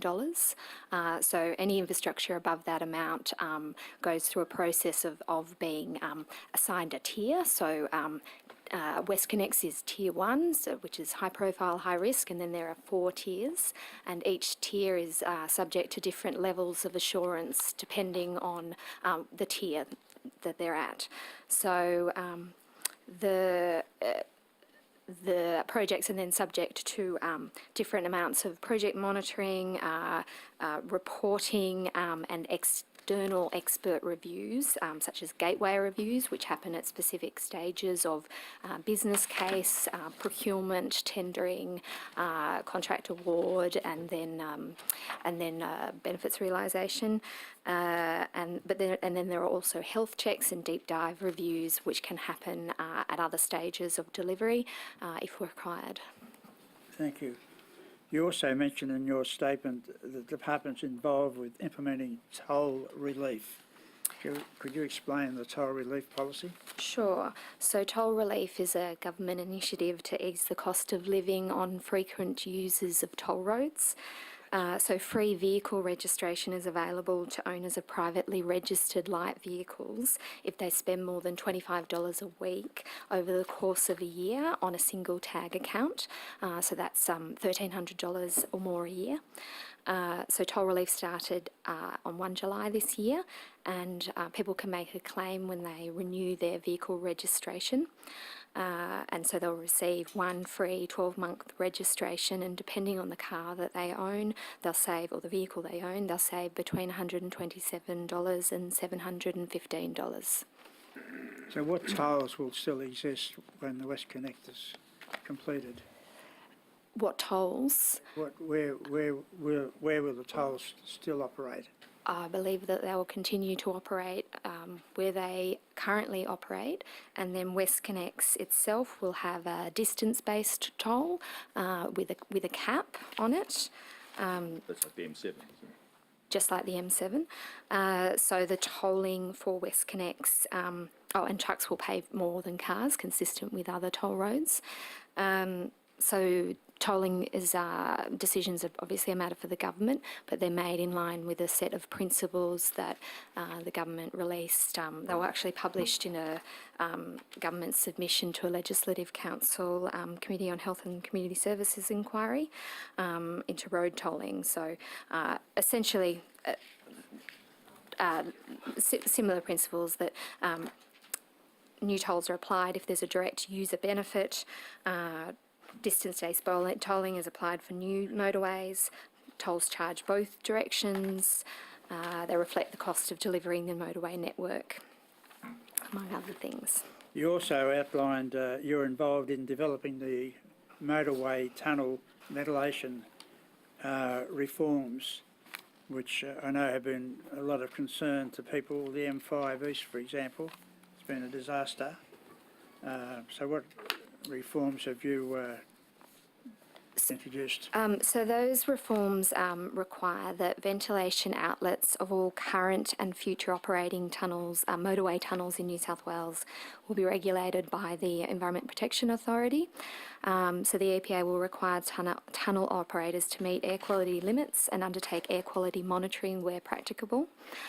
And for new motorway tunnels that have not progressed to the environmental impact statement stage, additional checks will be required prior to planning determination. So the steps are the Advisory Committee on Tunnel Air Quality, which I believe Mr. Konofsky talked about earlier this morning. They will coordinate a scientific review of a project's air emissions from the ventilation outlets. The New South Wales Chief Health Officer will release a statement on the potential health impacts of emissions from tunnel ventilation outlets. And the Minister for Planning will not approve a motorway tunnel project until the Advisory Committee on Tunnel Air Quality scientific review is considered.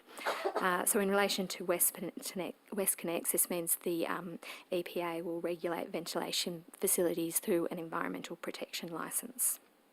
Good, thank you. Mr. Gardner, you gave details in your introduction about the sale, the 51% sale of WestConnex to the Sydney Transport Partners Consortium for $9.3 billion. That was signed and announced at the end of August, and financial close was achieved on the September the 27th.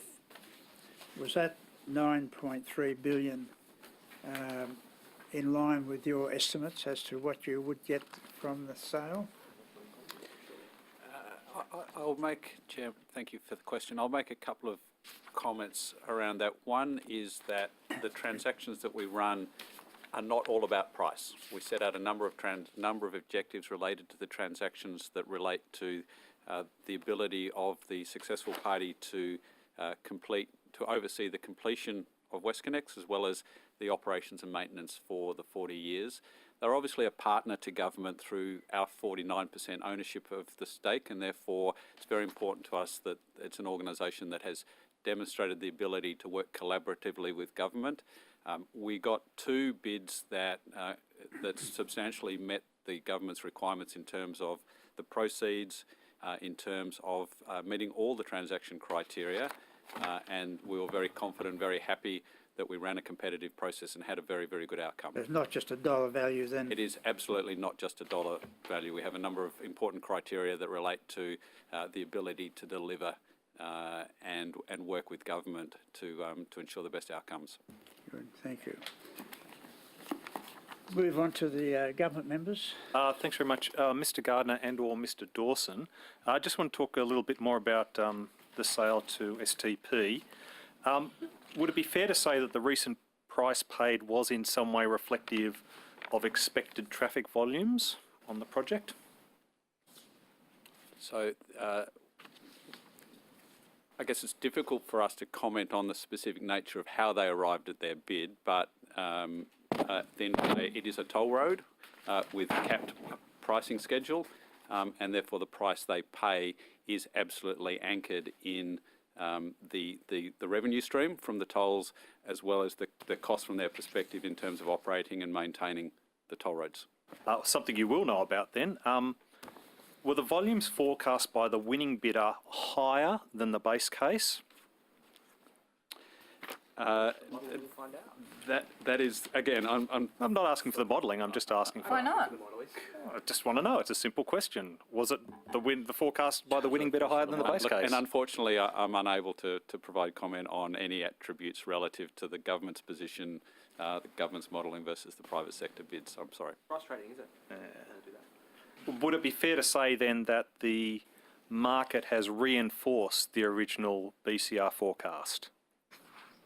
What I would say about the bids, if you go back 5 to 8 years and we're looking to privatise a toll road such as WestConnex, there would have been extremely little appetite. There'd been a series of failures, cross-city Failures tunnel. under Labor governments, I think it's fair to say. Failures of a range of toll Cross-city road tunnel projects. and the Lane Cove tunnel. They're the only two which have failed, and they're only two which were Labor projects. Shall we restrict ourselves to questions rather than And so commentary? I think we are very fortunate to be in an environment which brings together a number of positive factors. One is the existence of a range of investors around the world, including the successful consortium who are able to take on construction and operations and maintenance and take the traffic risk and construction risk of projects this size. You have a significant amount of investor capital that supports them. You have very low interest rates. You have very low cost of funding. And so the timing of this transaction, I think, has been very good in the respect that those conditions may not persist into the future. And so we've been able to take advantage of a very good climate for passing on 51% of the construction and traffic risk the state would otherwise have had in WestConnex. So it's fair to say that we sold at what is reasonably foreseeable to be the top of the market? I won't use those words, but I'm confident we got a great outcome for the state. Thank you. My next question was going to be, did we get a great outcome from the state? But you've answered it ahead of me. Shane? Next question. Thank you. Mr. Nolan? Thank you, Mr. Chair. Mr. Gardner, early on in evidence, you referred to the requirement to protect the AAA rating of the state's economy. When the coalition was elected, of course, it was under threat. What are the consequences? I think it's a foundation of this entire discussion around tolls and how we're financing these roads. What is the consequences to the state economy, to the people of New South Wales, if the AAA rating is in any way reduced? The most direct consequence of losing the state's AAA credit rating is an increase in the funding cost that the state has to pay to fund its ongoing operations and capital projects. So interest, effectively, interest would go up for the loans if we didn't have an innovative financial model for loans to build this infrastructure. The cost of the state's borrowing, which is done through T-Corp, through Treasury Corporation, would, the conventional wisdom would, if we lost our AAA credit rating, would be the credit spreads, and that's the cost of funding that's particular to the state. That would increase, and therefore the cost of borrowing that would ultimately, the imposition of that would go to either having to sort of defer or delay other priority projects or borrow more to fund those projects. Or grow more debt. Does it flow through to does that have a knock on to the private sector? Like, housing loans and things? Business finance? I think ultimately when private sector financing is sort of related to that type of a credit rating, there may be an indirect relationship. Okay. All right. In the submission, the government submission, you talk about relying on toll revenue to reduce the burden on taxpayers overall. Do you want to elaborate on how that works? And I'd like to know, have we brought forward long overdue infrastructure that the state couldn't have afforded even if it put it on the debt sheet? Is that what we've been able to do? I think the answer to that question is predominantly one for the... Might have to speak up a bit. The answer to that question is predominantly one for the government in terms of the longer term sort of capital priorities of the government. But in terms of the specifics of WestConnex, as I said earlier, in the absence of the sale of the transaction, the state would have had to find alternative means to finance stage 3 if it had decided to proceed with it. So ultimately there would have been an imposition either through higher cost of borrowing or deferral of stage 3, or reprioritising stage 3 relative to other projects. So there would be a flow and implication to either the state's ability to borrow or its ability to deliver stage 3 or alternate priority projects. But you would agree that just looking at WestConnex, never mind all the other infrastructure that's being rolled out across the state couldn't have afforded to build WestConnex had it not introduced an innovative finance model, such as the WestConnex model?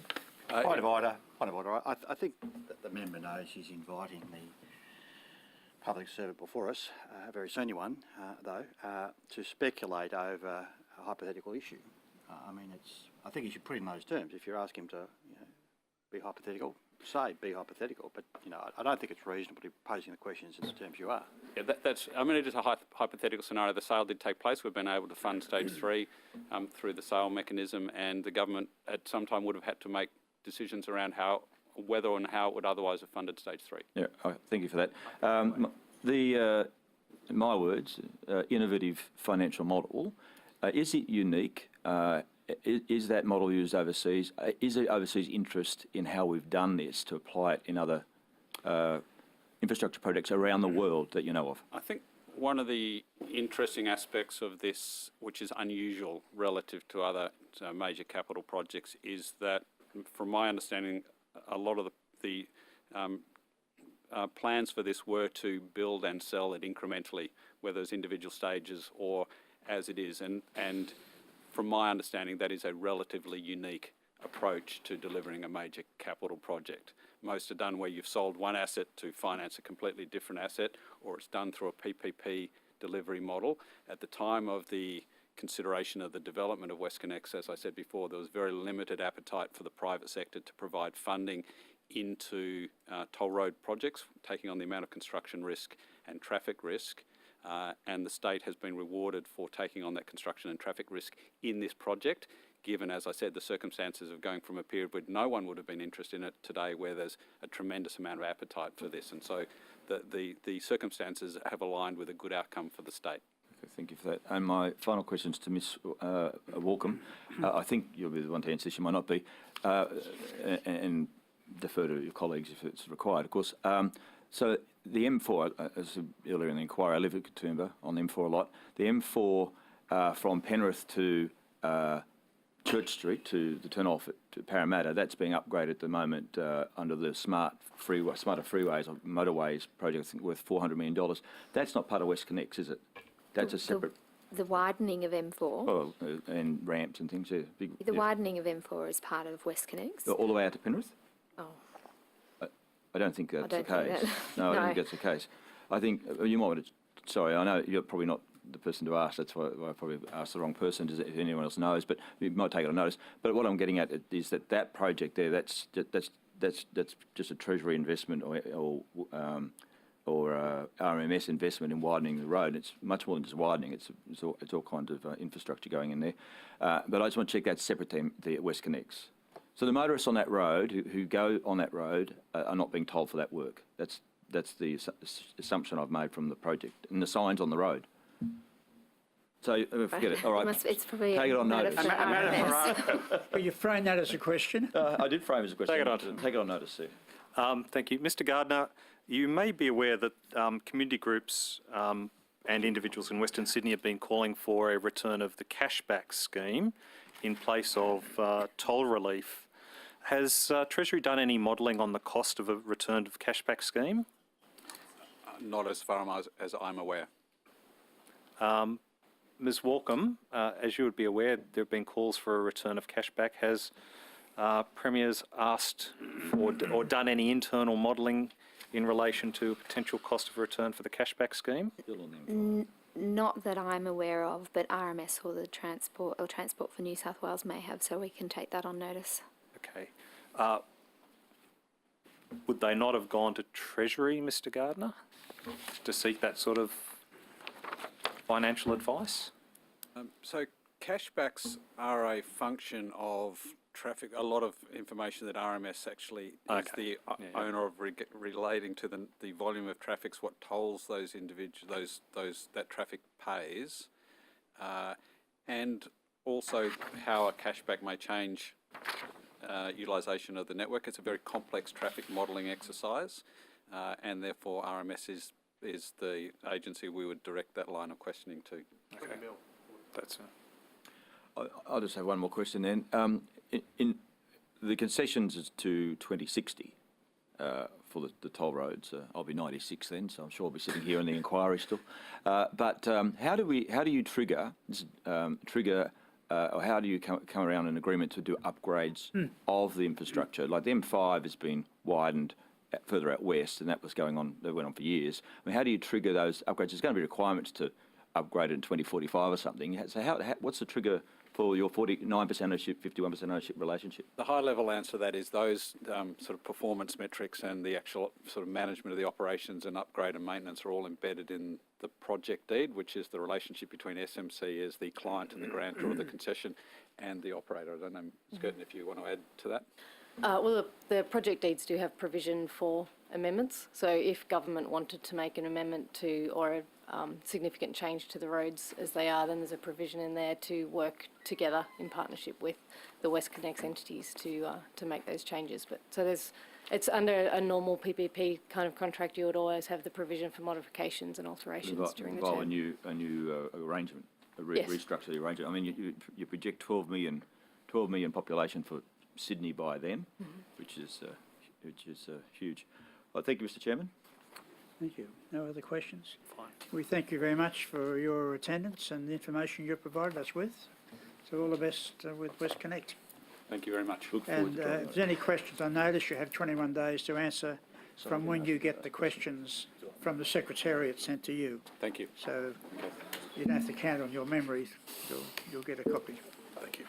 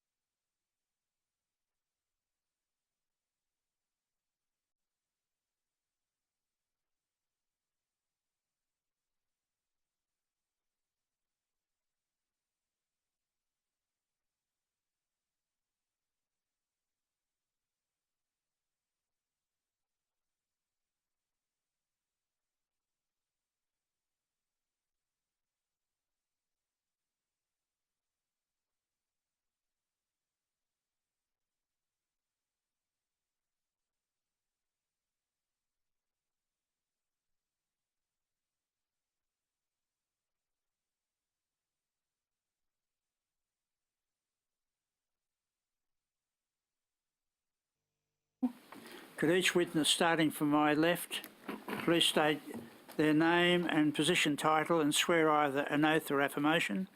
The words are on the cards in front of you. Denise Corrigan. I'm representing Northwest Roselle residents. I solemnly, sincerely and truly declare and affirm that the evidence now about to be given by me shall be the truth, the whole truth and nothing but the truth. Brian Gorman from Northwest Roselle residents. I solemnly, sincerely and truly declare and affirm that the evidence now about to be given by me shall be the truth, the whole truth and nothing but the truth. Matthew Doherty. I'm a local resident and a member of RAW. I swear that the evidence about to be given by me shall be the truth, the whole truth and nothing but the truth, so help me God. My name is Peter Hare. I'm the convener of RAW, and I affirm, solemnly, sincerely and truly declare and affirm that the evidence now about to be given by me shall be the truth, the whole truth and nothing but the truth. Just to remind you, if there are any questions that you cannot answer, you can take it on notice and then you have 21 days in which to answer. So any opening statements from any of the four representatives? Yes, Mr. Chairman, if I may. Thank you. Okay. You are the leader of the group, so... The convener of RAW, Mr Chairman, yes. I'll begin. In spite of the evidence that you've just heard this morning, the truth is that WestConnex is the Southern Hemisphere's biggest preventable unnatural disaster. A disaster from every conceivable point of view. It's a massive waste of taxpayer funds. Experts agree it will only worsen Sydney's traffic congestion. Both the benefit-cost ratio and the construction cost have been grossly misrepresented, with the true cost estimated independently by SGS Economics at $45 billion.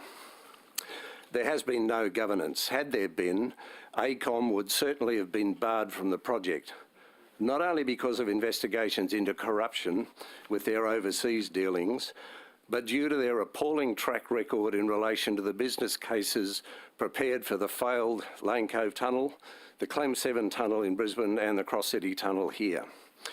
These bankruptcies have involved staggering sums, with the costs subsequently borne by the taxpayer. In New South Wales, over $1 billion has been paid to the operator of the Sydney Harbour Tunnel because of the failure to attract the patronage projected in the business case. If the government wasn't aware of AECOM's abysmal track record, this establishes a prima facie case of gross incompetence. If they were aware, then the government was obviously seeking a company ready and willing to prepare a fraudulent benefit-cost ratio. There is, unfortunately, no other possible conclusion. It's either corruption or incompetence. Any contract that guarantees to reimburse the operators for less than projected usage, or that precludes an alternate or competing transport corridor, is definitely not in the public interest. LA's 8 hours of bumper-to-bumper traffic in peak periods has convinced legislators there to finally stand up to the fossil fuel lobby and to abandon the freeway approach to invest heavily in public transport. Roselle's 4 unfiltered exhaust stacks and tunnel portals will make the White Bay region the most heavily intentionally polluted area in Sydney, if not in the entire country. In excess of 50 tonnes of carcinogenic particulate material will be imported from St Peters, Camaret and Five Dock and released above Roselle and will precipitate over us and the adjoining suburbs each and every year. The New South Wales government is knowingly ignoring world's best practice. The Premier is well aware of this and said so in the New South Wales Parliament in 2008. Costs resulting from the induced and preventable morbidity and premature deaths will run into billions. She knows this, and yet she turns a blind eye. In conclusion, RAW requests that this inquiry adopts the 10 recommendations on the final page of our submission. The principle of these being that a Royal Commission be convened into WestConnex and that no further contracts be signed until the Commission has tabled its findings. The New South Wales Government has a legal and a moral responsibility to enhance the quality of life of its citizens and to protect them from harm. RAW urges the members of this committee not to simply follow the dictates of your party, but to find according to your conscience. The life you contribute to saving may well be your own. Thank you. Any other statements? I also have a statement. Thank you. I could have died when I was 37 years old as the direct result of long-term exposure to air pollution. I was diagnosed with an aggressive grade 3 bladder cancer. After radical surgery and ongoing treatment, I'm lucky to have survived. I never smoked or worked in an industry with harmful chemicals. I was shocked when my urologist told me that in my case, air pollution was the #1 trigger for causing my cancer. I live within 100 meters from one of the proposed unfiltered exhaust stacks and tunnel portals on Victoria Road. Within a kilometre, there will be 3 more unfiltered stacks, and not much further away, another stack at Haberfield. There's no doubt the pollution spewing from these stacks and from the exhaust pipes of vehicles stuck in the bottlenecks at Iron Cove Bridge and Anzac Bridge will blanket all of Roselle and all the neighbouring suburbs. The thousands of users of the Bay Run and Callan Park will also be exposed to these pollutants. The WestConnex website leads you to believe that the pollution will have no risk to health of the people living in these areas. This is blatantly false. The EIS specifically states there would be an increase in concentrations of pollutants where I currently live as a result of the general increase of traffic. This will greatly increase the risk of my bladder cancer recurring. But this won't just affect me. A dive site the size of a mine is proposed directly across the road from Roselle Primary School. Thousands of truck movements will be releasing diesel exhaust fumes for 8 years, together with a century's worth of toxic dust, as well as lethal plumes of emissions meandering from the smokestack up the hill towards the school. A 3-year-old child starting at Roselle Preschool will be subjected to carcinogenic particulate matter for the next 8 years of their school life. What disease will those children be diagnosed with by the time they are 37 years old? It was 20 years ago when my doctor told me about the carcinogenic effect that pollution had on my body. In 2012, the World Health Organization confirmed this by classifying diesel as a carcinogen. By 2013, they declared air pollution a leading cause of death in humans. Our Premier, Gladys Berejiklian, stated recently in the media, "For me personally, and for the government, livability, enjoying your local area, enjoying your home is increasingly important." Well, this comment angers me, knowing that WestConnex is systematically wiping out, suburb by suburb, any chance of livability, any chance of enjoying the sanctuary of our homes, and any chance at living a long and healthy life. Where is our government's duty of care? I'd like to conclude by reading a final quote. Members of Parliament should examine their conscience and consider how they would feel if their children or the children of loved ones were exposed to this level of fumes every day, and they were part of a government that could have put in place measures to reduce the impact of the fumes. This was said by Gladys Berejiklian in 2008. Thank you. Thank you. Any other opening statements? We'll proceed with the opposition question. Thank you, Chair. From the Labor Party. Thank you, Chair, and thank you all very much for coming along So today. Donnelly. Now, I've got limited time in my questioning, so forgive me for going quite quickly. Now, we've received and have been incorporated into the inquiry 3 submissions, and I'll be referring to all 3. Just to confirm, Mr. Ayres, yours is number 387. Yes, this one here. Yeah, Mr. Gorman, yours is 554, and Ms. Corrigan, yours is 376. Yes, Brian will be speaking I'll on answer behalf. that question sometime. That's fine. That's fine. Now, So you have another submission, do you? I know the submission, but we've chosen Brian as our representative.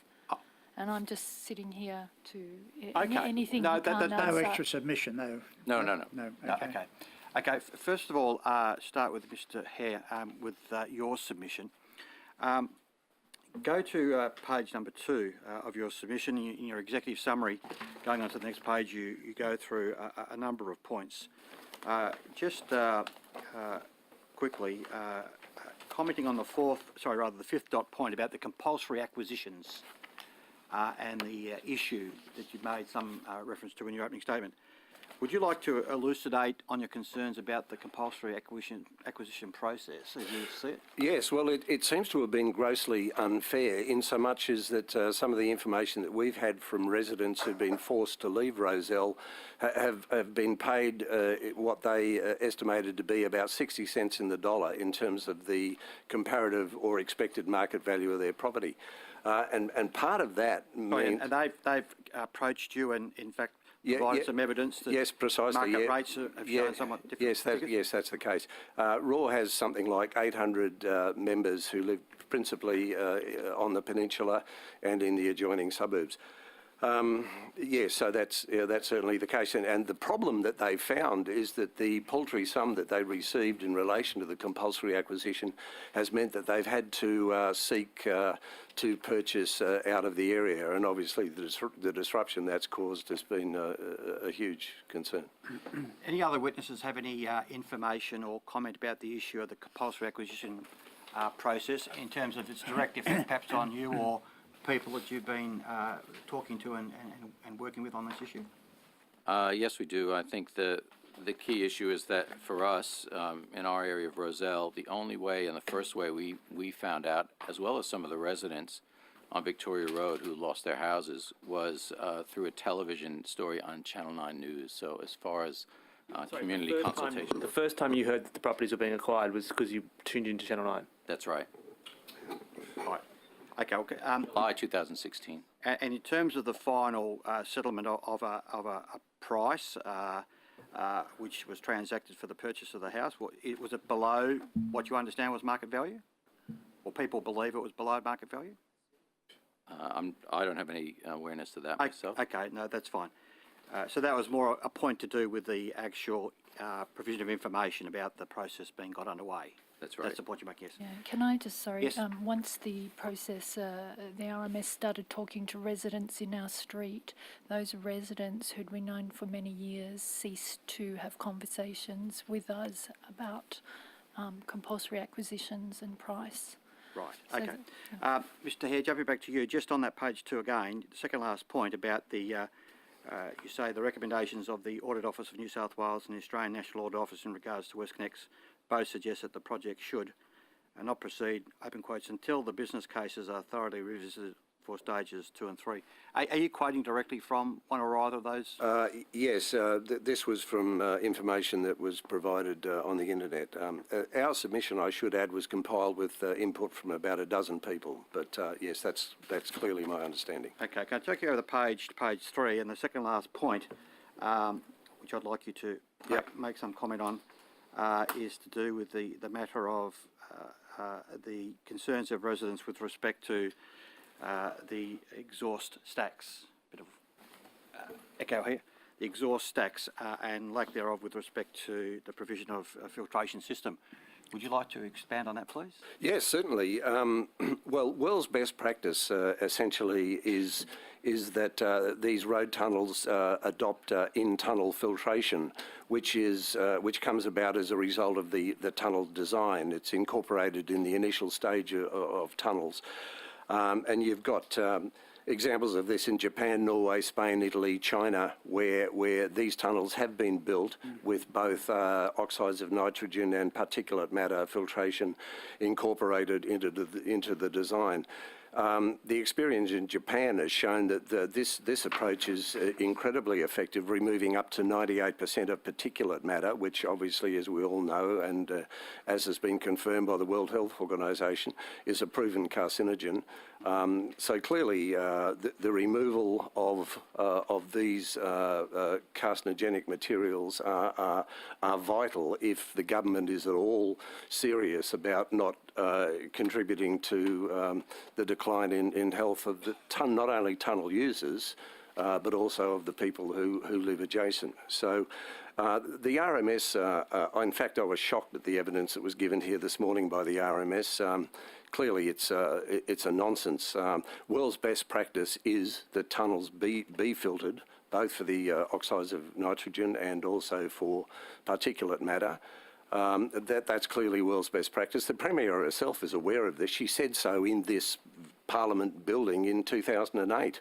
She got stuck into the ALP for that very reason. So it's your submission and your evidence that, in fact, what's being proposed and what was commented on this morning and gone into some detail by RMS is that what is being put into place with respect to the tunnels and the filtration is in fact not world's best practice. Oh, it is a long way from world's best practice. It is. It's the antithesis of world's best practice. Okay, my colleague I think had a quick I just have question. one quick follow-up to the entire panel. One of the proposed smokestacks is proximate to Rozelle Primary School, that's correct? Correct, yes. Can you explain what type of anxiety Rozelle parents have towards the prospect of a smokestack that is next to, or close to the school? Sorry, what was the question? Can you tell us how is the community reacting to that? What type of anxiety are have you been aware of any? Or? Well, we had presentations from Rozelle parents at a community meeting, and we had, I think, 2 to 3 parents come up and speak to us. And there's absolute fear and anguish because they just do not know, and there is not enough information in front of them to identify whether their children will be safe or not. Have you had the opportunity to talk to RMS directly about these concerns? And have you had the opportunity to hear from RMS what steps they're taking to ensure that kids are learning in a safe playground? There's been no opportunity for us to speak to them about these issues. I think any information that we got is completely superficial. The best information we got was from experts that we had to source ourselves. Dr. Noel Child, who's an expert, who's an engineer, who I think has also provided you with a submission, and I recommend you bring him to this panel, has definitively described the risks, as well as Dr. Ray Nasser, who has also provided a submission to this panel. He outlines the extreme risk to health of anyone living near or around these exhaust stacks and tunnels, and the parents were all able to come, and some did come to, and I'm happy to table this. We had to set up our own community consultation or community information sessions because they just weren't coming, of which we did, and Dr. Noel Child did speak at that as well as a few other experts. Would you like to table that then? Yes, we would. Thank you. Okay, thank you. Still on the same theme of these stacks and the issue of filtration, or not having filtration rather, does RAW have a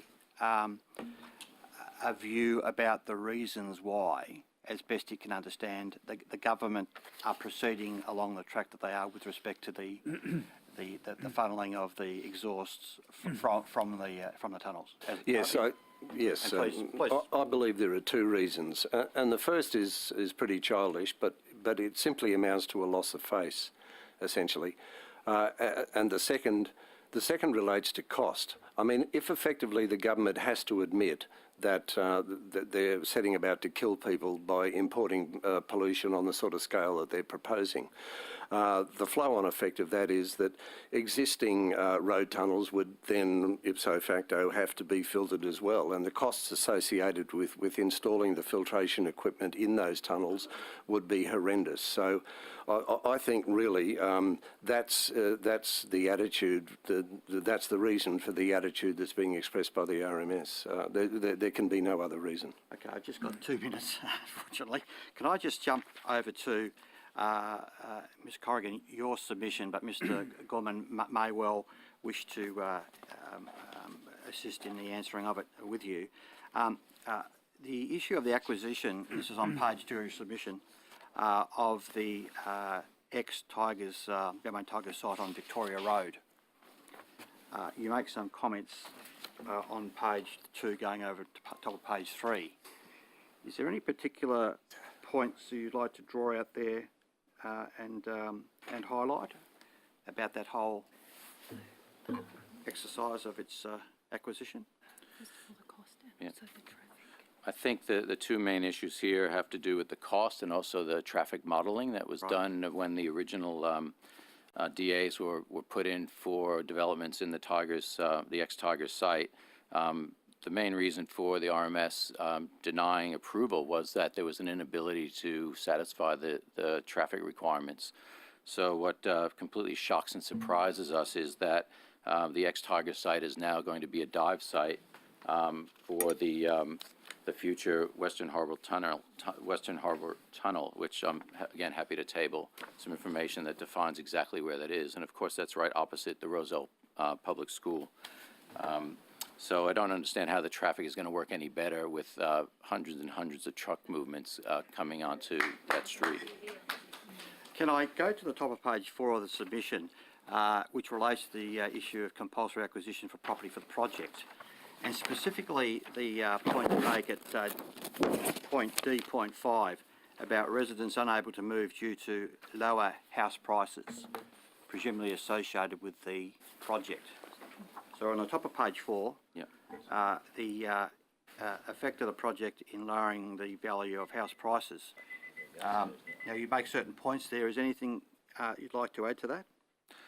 I think it's just horrifying that we've seen our neighborhood decimated, and some great neighbors of ours who had recently moved into our street on Callan Street left very quickly after they found the risk to the potential value of their homes. Now we're seeing that homes in the area are unable to be sold. I have one right next to me that has not been able to be sold as of the last 2 months, and it's just a newly built home. And I put it down to the fact that residents just can no longer move because they can't afford to accept the prices. And why should residents be forced to move by this project? Why are we not allowed to stay in our suburb, which we absolutely love and respect? We'll move on to Ms. Kate Fearman. Thank you. Thank you, Chair. Just continuing on to that line of questioning, actually, how many in the suburb of Rozelle, how many houses have been compulsorily acquired or voluntarily acquired? How many people have sold? Did you have that I don't know the figure? exact number, Okay, but as that's far fine. as I'm thinking at the top of our street, there is it 27? 27 at the top on Victoria Road. More and than and that. people who've left, I'd say at least in our street, there have been 4 houses where people have left. I'd like to focus on air quality for a little bit, if I can. So, have you been told or you've heard about the monitoring of air quality before the tunnel's in operation? Is there any air quality that's being undertaken at the moment? Not to my knowledge, no. In fact, the EPA have a couple of monitoring stations, one of which is sited in Callan Park underneath a tree in a nice sort of green grassy area, some distance away from sources of pollution. And prior to the monitoring station that was erected in White Bay, the next closest to us was again in a lovely forested area in Linfield. So I don't think that there are any real accurate baseline measurements in relation to pollution in our suburb. So you haven't had any communication about that. Do you know anybody from your community who's on one of the Air Quality Community Consultative Committee? Have you had any dealings with that committee? Not with the committee per se, but I'm Raw's delegate to the Inner West Council Forum, and recently we had a gentleman from the EPA give us a rundown on pollution monitoring right throughout the Sydney region, and obviously he concurred that that the monitoring it was as indicated, and in fact the monitor in Callan Park, which is essentially the Rozelle monitor, if you like, has been out of operation for some considerable period and has only just recently come back onto line. He also said that there is no monitoring of the CBD, which we all were quite sort of alarmed at. So effectively, in the area that we're talking about, on the western sort of approaches to the CBD, there's a real paucity of baseline information. And to that extent, our group, and indeed a couple of others, have initiated the installation of resident monitors, which are currently being installed. And this is connected to a network, a citizens network in Germany, and is recording PM10 and PM2.5, which will provide the sort of baseline information that's currently lacking. So have you been informed that you'll get more monitors in your area? No. So you've had to basically do this yourself? Exactly. That's right. So how many people roughly in the community are installing these monitors to measure PM2.5 and PM10, which we know are carcinogens, and the government isn't doing it? How many residents roughly are engaging in the citizen science? Well, with Raw, we've just put in an order for 10, and they've just arrived and they're about to be installed. We've also had inquiries from a number of other residents. So as the monitors appear, there will definitely be more come online. So I would expect that ultimately there could be as many as 100 homes of members of Raw who would be installing these monitors in Lilyfield, Rozelle, Annandale, Balmain, and so on. Mr. Gorman, I think you spoke of one stack within 100 metres of where you live, is that correct? And then Right. another 3 within 1 kilometre. Oh, sorry, another 3. So total of 4 within 1 kilometre boundary. So you haven't been informed that you will have air quality monitors anywhere near where you live, within your 100 metres, for example, next to that stack, near that stack. You haven't been advised by the government that your air will be monitored. Not only have I not been advised by the government that my air will be monitored, but the EIS describes the way that the stacks work by saying that the fumes just go up into the air and dissipate and disappear and won't affect me. However, we have been spending a lot of time talking to various experts. One in particular is Professor Ray Carney, who has addressed many a parliamentary inquiry. He directed me to the CSIRO, and I would like to table some diagrams of the CSIRO has provided. And this one in particular really scares me because it does show, and this is a 1 kilometer square diagram, it does show that if you look at where it's pink and red, that is where particulate pollution is landing on the ground. So that's pretty much where my house is within that range.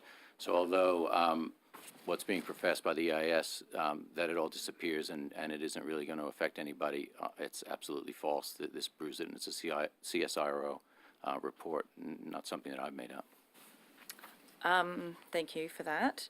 So just a general question for the panel, actually, given some of the stuff we heard this morning from RMS and Treasury, and of course all of the your battle for the last 6 years or 8 years, I think some of you are saying. Do you think the benefits of WestConnex, which we've heard this morning, such as the time savings largely, are worth the costs on your, because we're trying to get that benefit cost ratio that the government keeps talking about, that the time travel savings are worth the costs on your health, your family, your communities? Oh, certainly not. There's no justification. The cost to health hasn't been quantified, but clearly I'd suggest it runs into billions. And if we were to look at a fair cost-benefit ratio, just in terms of construction costs, they're talking 16.8. SGS Economics, as I've said earlier, have put that figure at something like 45 billion. The difference has got to be made up by taxpayers. The cost to the community is horrendous. This is preventable, and unfortunately, there's no justification for importing 50 tonnes of carcinogenic material and putting to death a considerable proportion of the residents of our community. Can I just confirm, because you've had a look at the cost-benefit ratio, health costs aren't included? No, that's correct? Not at all. No. Not at all. Mr. Gorman, your health costs aren't included? My health costs are very personal and they're not included. Yeah. Thank you very much for your evidence. You've talked about the problems of the land acquisition. The government, in its statement to us, said because 33 kilometres of WestConnex are being built in underground tunnels, this will minimise the need for land acquisition. So what are they acquiring? What homes are they acquiring for what reason? Yeah, I was just going to, well, obviously, as far as Roselle's concerned, the homes that have been acquired adjacent to where I live, there's a boarding house which the residents of which have all been moved out. There are a number of businesses that have been acquired there as well, but the acquisition of homes, Brian could probably talk about more effectively, because the bulk of those actually are in northwest Rozelle. And the irony of the acquisition of these homes is simply not specifically for the construction of the tunnel portal, but rather for as a construction zone for the installation of site offices and the ancillary equipment, parking and so on that's associated with the construction of the tunnel. So really, at the end of the day, once the portals are constructed, the land that's left over presumably presents a windfall for the state government, and ultimately they'll be flogging it off to developers who no doubt will be looking to erect high-rise stuff there, which is completely and utterly incompatible with the existing housing stock. Good, thank you. They also stated that they would have measures to reduce noise minimisation measures. Are you aware of what success they've had in? The only noise minimisation measures that I've heard of are earplugs. Yeah, earplugs. That's tokenism, Mr. Chairman. That's applied earplugs. Earplugs. Earplugs. How did that go? Yeah, well, we haven't had our noise in our neighbourhood yet, but I suspect it won't work. But I can tell you elsewhere that's been really well received. Are you being supplied with the plugs? We're yet to be affected, but we're anticipating the arrival of the earplugs, yes. Oh, okay. They also said that we've reduced noise by installing temporary noise barriers. Have you seen these noise barriers and what effect are they having? Well, again, it's early days in our area, Mr. Chairman. The works haven't started yet. Obviously, I understand that the contract for Stage 3B won't be signed until December. Let's hope it isn't signed at all. But so clearly early days. However, I can, as a result of my involvement with the committee that the Inner West Council has set up, the Inner West Council Forum, Inner WestConnex, that every month I just hear a litany of disaster in terms of the impact that this project is having on residents, the loss of sleep, the fact that they're working 24 hours a day, 7 days a week. There are people that are just being driven crazy by the project. So clearly the attempts at noise minimisation and minimalisation or whatever are just totally inadequate. The government also claims they've conducted extensive and detailed communication with residents. Are you aware of that? Yeah, that's a joke. I think, I guess they're obviously referring to these community information sessions. Now, this is really a really sick joke in effect. These community information sessions are staffed by people who are skilled in PR. Very few of the people who are actually in attendance have any knowledge of the project at all. And in fact, what they're designed to do is to divide and conquer. They take an individual off to one side essentially and tell them essentially what they want to hear. The reason for this approach is because genuine community sessions where public meetings are convened with a view to having the public generally hear pros and cons in relation to what's proposed in the project simply haven't been followed. And the reason that happened is because of the reception that they received at the Enmore Theatre in Newtown at the start of this project, where they were essentially howled out of the theatre. The vitriol that was expressed by the members of the public who were attending were just so outraged at what they were hearing that the government then decided that they weren't down that road anymore, and that they were going to conduct what they deemed to be community information sessions, which in effect were just a joke, basically. The people these sessions couldn't answer questions. The two responses were, well, I can't answer that question because it's above my pay grade, or I can't answer that question because the project hasn't been designed yet. Boom, boom. So you said that those people who were there to answer questions were more public relations. Yes, yes, Mr. Chairman. Than yes, actually construction people. Oh, that's the case. They had zero knowledge, Mr. Chairman. The government has boasted that they've held over 2,075 face-to-face meetings with residents since the beginning of 2013. Does that seem to be an exaggeration? That may well have been the case, but it would have been interesting for them to have them elaborate on what the result of those meetings were. They've also held 180 community information sessions, forums and street meetings. Yeah, well, I'm aware of the last one that they held over in Five Dock. This happened at the end of a street in pitch black with a couple of tables set up in the dead of night with 3 or 4 people there holding torches. That's their idea of community consultation? I mean, it's ridiculous. And finally, they claim that carried out 3,496 door knock events on residences. Yeah, that may well have been the case. Anybody actually answered the door. They could have knocked on a lot of doors when no one's home. I'd like to see how many people they actually spoke to. Politics. Right. Well, we'll move on to the government representatives to enlighten us. Thanks. Yeah, you spoke about particulate matter. Do you have any reason to believe that more particulate matter will be falling on Rozelle than already exists? Yes, certainly. The reason for that is very, very, very, very, very clear. This proposal proposes to import pollution from Macquarie in the north by virtue of the Western Harbour Tunnel when it's constructed, from St Peters in the southeast, and from Haberfield at that part of the world. So essentially, you're looking at the importation of of particulate matter and pollution that will only see the light of day via the 4 stacks in Rozelle. So you're saying that people travelling from those areas don't currently use Victoria Road, Anzac Bridge, the City West Link, Johnson Street or the Crescent or Balmain Road? Or Yes, Lilyfield I'm not saying that at all. They may well use those routes, but at the current time, but the significant difference at a greater degree of inefficiency for their vehicles. Point of order, Mr. Chair. Yeah, okay. We should just allow one question, one answer. I'd be happy to answer the gentleman's question if I could. Thank you. Yes, those routes may well be in existence at present, but the substantive difference between the two scenarios that we're discussing here is that vehicle exhaust on an open road is given an opportunity to dissipate pretty much at the point of source.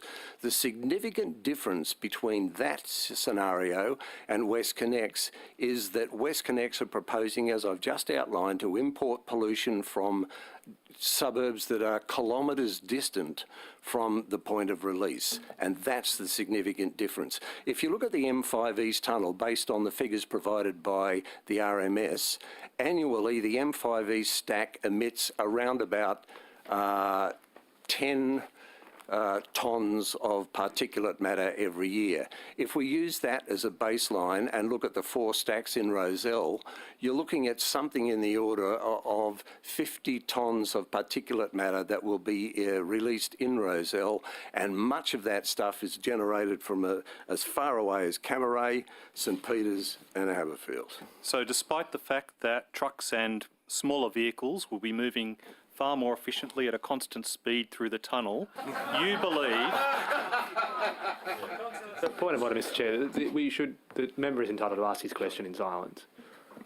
Do you believe that despite the fact that it will be moving at a constant speed and therefore the engines will be operating more efficiently, that it will still result in greater particulate matter than exists at the current time, where they have to go through multiple sets of traffic lights and through traffic congestions, particularly in peak hour? Yes. Can I answer that, Peter? Yes, yeah, and then I'll follow up if I may. Points I'd like to make. One, I'd like to table this, which is a current photograph of the traffic that occurs at the end of the Iron Cove Bridge, just before you get to where the proposed tunnels are. And also the document within the design documents that are available on the website, which conveniently don't show all of these lanes converging into the limited amount of lanes on that bridge. So one of the questions we have is, what's going to happen to all that traffic that currently backs up at the Iron Cove Bridge? Because we're not enlarging the Iron Cove Bridge, to my understanding, there's no change to this bridge or anything up in Gladesville. So it seemed to me that the traffic's going to back up into that tunnel and not move at great speed, but just sit there idling away, spewing out all of that toxic emission into the smokestack that's directly up the street from my house. Yes, I would agree with that. And by the way, I'd also like to table the statement from the EIS that says, however, there would be an increase in pollutant concentrations on Victoria Road to the north of the Iron Cove Link and near Anzac Bridge as a result of the general increase in traffic due to the population growth and the project at that location. Good, thank you for that. We'll table that document. Can we copy that for the... I would also like to add, Mr. Chairman, if I may, that to attempt to answer the gentleman's question in relation to the freer flow of traffic within the tunnels. The reality is that anybody that's ever used a freeway will tell you it's fine when you're on the freeway, but getting on the freeway and getting off the freeway is the big problem. Where freeways interface with the local road network, that's where you invariably find huge bottlenecks. And that, in fact, is definitely going to happen at the 3 exit portals in the now Rozelle Goodyard, and the 4th portal in Rozelle, which is the one that Brian was just talking about. So effectively what you are going to see is traffic banking up in those tunnels while they're waiting to try and interface with the existing road network. The problem that the drivers of those and the occupants of those vehicles are going to experience is that, according to the RMS's own figures, they'll be sucking in air which contains particulate matter 50 times higher than what is deemed to be the maximum acceptable level. And that is a real issue. Mr. Hare, you also mentioned... It's pronounced Hare, by the way. Mr. Hare? Yeah, Dr. Fox. You mentioned about vacant land and the possibility of the government selling it afterwards for a large windfall profit. Is that correct? Yeah. Yes. How do you correlate that with Mr. Gorman's suggestion that the properties aren't selling? Is it the case that no one wants to buy there, or everyone wants to buy there? All I can simply say is that that the expectation on the part of the RMS is that they will sell the land that they have compulsorily acquired to developers for high-rise development. And I think they'll be aided in this quest by virtue of the establishment of the Greater Sydney Commission, which is looking to achieve just that end. So is this project making residential land in Rozelle more or less attractive?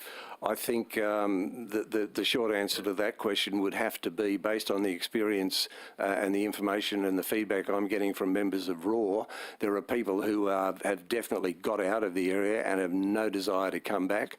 And I'm also receiving inquiries from people about buying into the area and whether or not